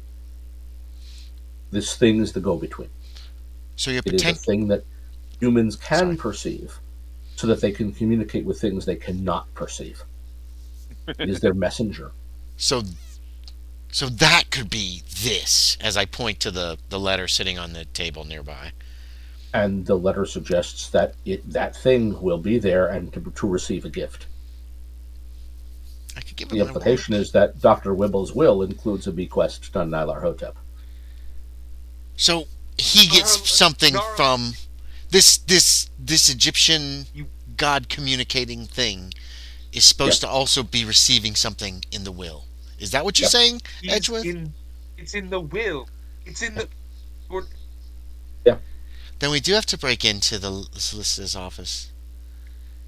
He left, apparently, and the thing is that the weirdest part, and possibly the reason that Major Thornhill was having so much trouble with it, is because the concept is not actually Egyptian. That's the key to the Cthulhu Mythos roll. This is the Egyptians trying to make sense of such a being. Okay.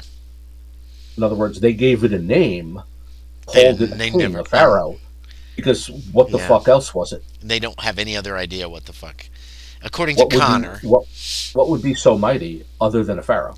I don't think you should invite Stella Court to Cambridge. You should be mad at me if I didn't. Oh, that's true. Oh, I suppose you must. She doesn't have to come to the reading, of course. I would suggest she have a fast horse ready as well. If this, so, Yes. so, we've seen some strange things, gentlemen. Some very terrible things, terrifying, horrible, terrible things. Ah, Doctor, can you tell us anything about your mentor that would connect him to such?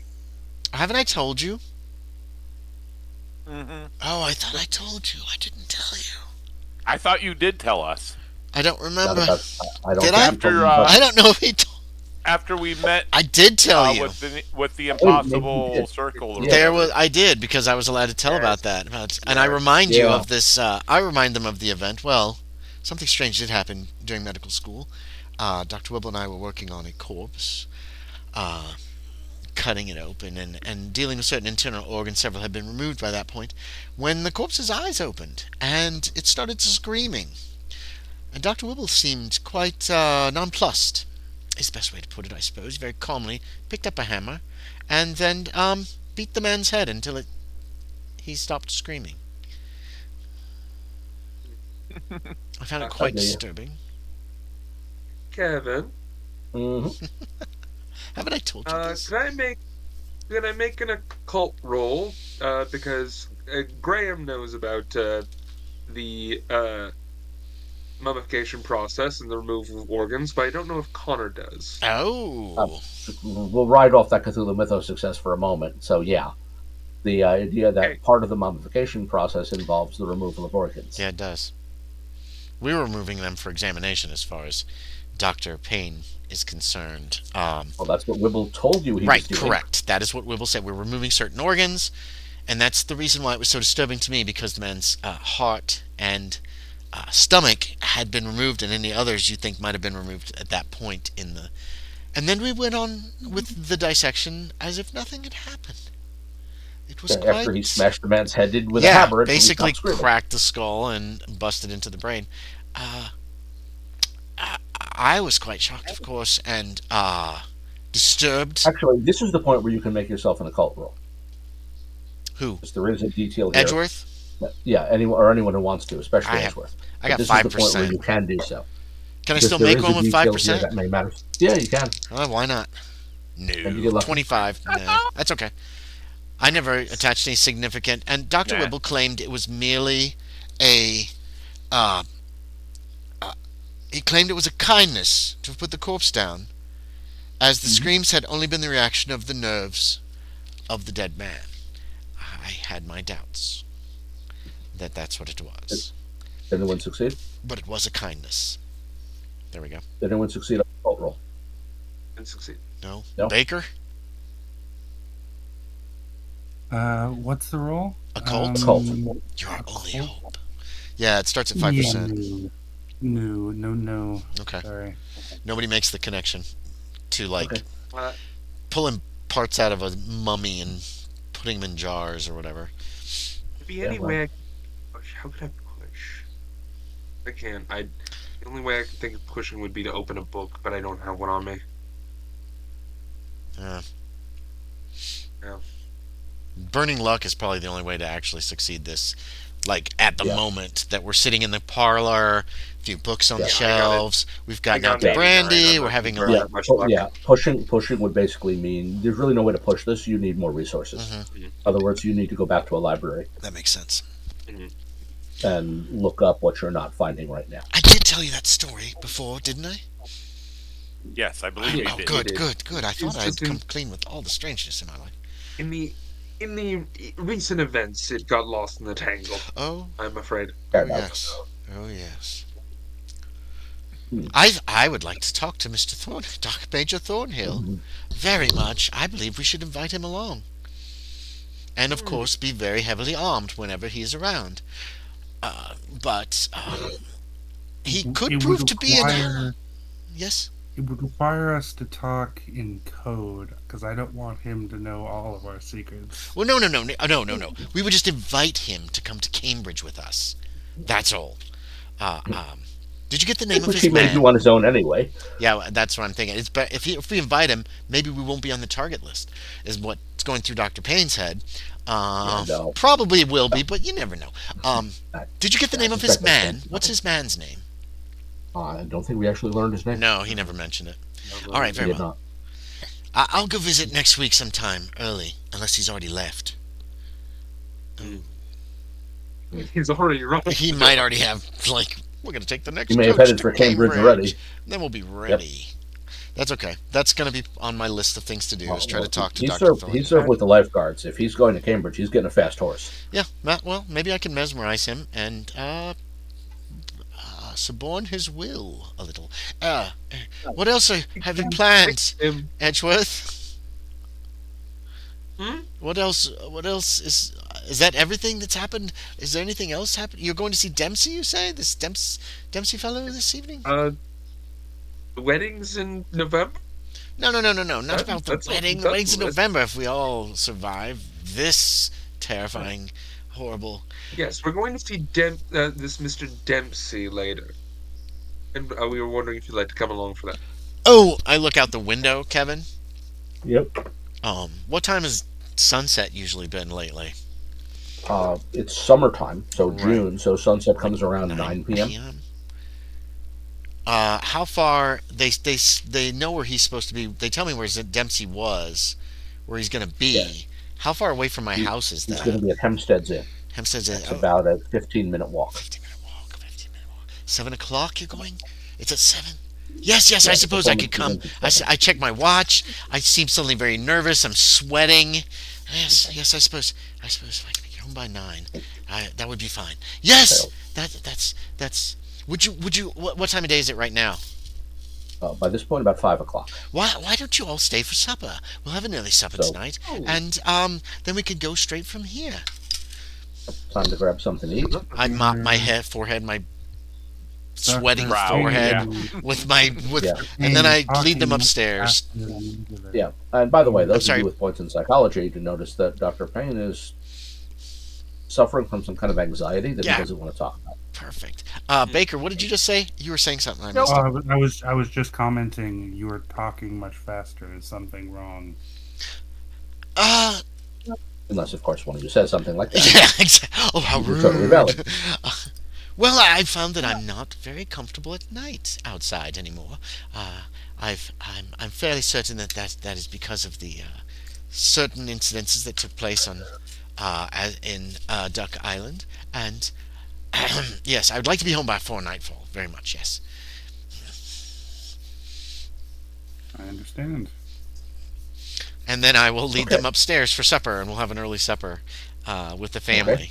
They get to see my children and my beautiful wife. And Oh, yeah. We're surprised that you've invited friends over for dinner, but I completely okay with apologize to Rose for the late notice, and I hope it's okay.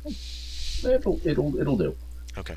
Now, it's about 10 to 11, so this seems like a good break point. Oh, yeah.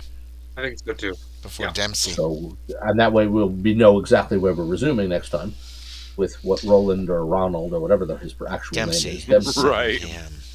who, by the way, is also probably not a doctor. Is he It called says Dr. Dempsey? yes. And I suspect he is a doctor in the same way that many snake oil salesmen and radio DJs claim to be doctors, which is to say they aren't. Dr. Brandon Lester's Staloid. group. Yeah, well, Oh. that is a personal joke of mine. I use that as a radio nickname, and the joke that I am probably the only person ever on the radio who calls himself Doctor something or other who actually is entitled to that title. Yeah. My personal joke. I probably wouldn't have. Good job. Anyway, Oh. Why, Kevin? Kevin? Why? Wibble and Yarlat Hotep, you son of a bitch. Oh boy. yeah. This one We feels a are lot so different. dead. This is We no. We're Yarlat. jumping into ecology. Go ahead. Sorry, Baker. I missed it. Oh no, I just find it funny. We're jumping right into an Egyptian quest. Maybe. After having Well, one maybe, and two, the Rosetta Stone was 1805. I didn't know that. I thought it was earlier. Egyptology I thought it was is 18th all, century. or actually maybe a little earlier. Maybe 1798. I don't remember. I thought it was 18th centuries all, but I don't remember exactly. I might be 1798. Might be Let's look the it proper up. date. Is the British Museum currently raiding Egypt? Oh God, yes. Well, it was Napoleon who stole it first. Okay. Discovered 1799. It was because it was discovered during 1799. Napoleon's invasion of Egypt. Yeah. So Napoleon did something good. Well, Napoleon brought scientists with him Yeah. as part of his invasion of Egypt. There's also, incidentally, a legend that claims that Napoleon entered one of the pyramids personally. Yep. British Museum was opened 1759. Yeah, out of the so-called cabinets of curiosities. And the British had long made the habit of stealing. You know the joke, right, about why the pyramids are in Egypt? Because they were too big for the British to cart off to England. Exactly. They were too big, too heavy to Yep. steal. So the only reason they're still in Egypt. Because if they weren't, the British would have stolen them. Yeah, the British grabbed everything they could. But Yeah, now, hold on. In the Egyptian British defense, some of those things would likely have been destroyed if they hadn't have taken. Yeah. So they weren't always totally in the wrong. Totally. Yep. But yeah, they still did steal and colonize and do terrible things. So. But say if they hadn't stole them and like preserved them potentially, they could have fallen victim to tomb raiders who would have melted them down and used them for whatever else. Right? Am I Yeah. wrong? Yeah, no, there are things like that. Yeah. And incidentally, but still, they did one steal of those, for what it's worth, by the way, not the British are not the only ones. One of the obelisks from the reign of, I think it's Tutmosis II. Mm-hmm. Who took created that? 1425 BC. That's in Central Park, in New York City. Wait, where did we get it? Did we buy it? 1870s, the Egyptian government gave one obelisk to England, and the second was gifted to the United States. Oh. In commemoration of the opening of the Suez Canal. The obelisk was transported to New York over a year, installed Central Park, 1881. Okay. So that's not... And it's still there. It was given, so yeah. That's not quite as bad as just taken. Yeah, it is also the oldest man-made object in Central Park. I don't have one check on my character sheet. I don't think I made one actual skill check correctly. I got a couple. Yeah. I didn't... Wait, I thought I made some, but I didn't make any. I don't think tonight. I made I only made 2 or 3 rolls, and Dr. Payne was not present for the whole most of Saturday. Which makes I sense. did the education, so I don't get a education check in education and no rolls. You don't get checks for those. Yeah. Those don't change. I thought I did something else, but I'm not. One thing that's interesting, Kevin, have you ever played Alone Against the Flame? No. Oh, did I? I made a spot hidden, didn't I? I made a spot hidden. Yes, you did. That's all I did. They actually used an appearance check in that solo game, which can actually be quite important if you make it or not. Oh yeah, well, appearance can be used as a stat. So, I thought it was kind of cool because I've never used appearance in any of my games before. In Regency games, reputation and credit rating are used more often. Right, and same with almost any game. You can use credit rating or a social skill. But appearance can be used. Yeah, absolutely. Yeah. I thought it was very, very nice use of that. If you get a chance to play Alone Against the Flame. Yeah. Incidentally, the obelisk in question, I was just looking it up, was created was from the reign of Tutmosis III. Okay. To celebrate Pharaoh Tutmosis III's 30th year, 2 obelisks, one of which ended up in New York. Well, you're welcome, everybody, because my history of my character is what gave Kevin this scenario. With Wibble and smashing the skull of a dead guy who started screaming. Oh, yeah. So, listen, I'm certainly taking advantage of that. I write. Please, give me and stuff. then I also want to point out we can roll for our luck now too, right? Since it's the end of yes. Come on. Yes. Good point. I failed mine. No, I succeeded. 15 out of 70. That's okay. Oh, okay. That's what I meant. I succeeded. But so if you fail the roll, you gain 1 insider worth of luck points back. I did. So in other words, as That's you okay. use up your luck, it's easier and easier to Yeah. get some of it back. But you can get it Right. up to 99 just from straight up like I didn't use any luck, Yeah, but I still got to check after it. scenarios. I like having a Yeah. consistent luck. That's why I don't use the optional luck check, the Oh, luck excuse rules. me. Because I like people to be like, "Oh, I'm lucky," or "I'm not This- lucky," and it kind of stays consistent all the time. Yeah, I like this does using kind them. of balance that, or could kind of balance that out in a way. Yeah, no, I like having luck to let carry. I mean, the game is stacked against you enough. Nah. Having a luck roll can really help. But yeah, Anyway. interesting, Kevin. Oh, thank you. The reading of the are- will is a tried and true Cthulhu hook. Yeah, I know. I'm not criticizing that. That's you know what? It's not one that It's in somewhere. I don't know if I've ever And- used that, and I don't know if any of my players have ever been subjected Say, to it. But yeah. it ain't broke, so there's no need to fix yeah, it, right? it's a good potential use. Yep. Dr. Payne doesn't want anything to do with this and would rather not go, but he feels like he has to. And now you've got everybody else. Homework as drawing always, as well. Kevin. Yeah. Yep. Well, thank you. Shall we meet again in 2 weeks? Yeah, it's good for me. Fine. Yeah. That's Okay, the yeah. April April. 14th. No, no, May. it'll be May. May 14th. May 14. May 14th. May 14th. Okay, May 14th at 8 o'clock then. Yes. My phone is in the other room, so I will put that Same in. batch. Regency Time. Cthulhu, 8 p.m. In that Down time, Darker same bad Trails. channel to any of our viewers at home. Down Darker Yep. Trails is next week on May Next week? 7th. Yes, that's Okay. the plan at 7 p.m. And hopefully you guys will finally finish up Wizard Wilkes in one way or another. I don't think so. That's our decision. It or is.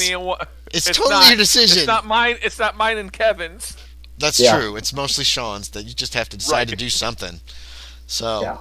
We're basically there to support him I'm in a waiting. very real sense. I'm waiting on that finishing that up one. before I start the next scenario for you guys in a But few say- weeks later. But Kevin, us knowing Sean like we know Sean, we're gonna have to come up with something. And you missed a pretty All right. interesting Starships and Spacemen game last week.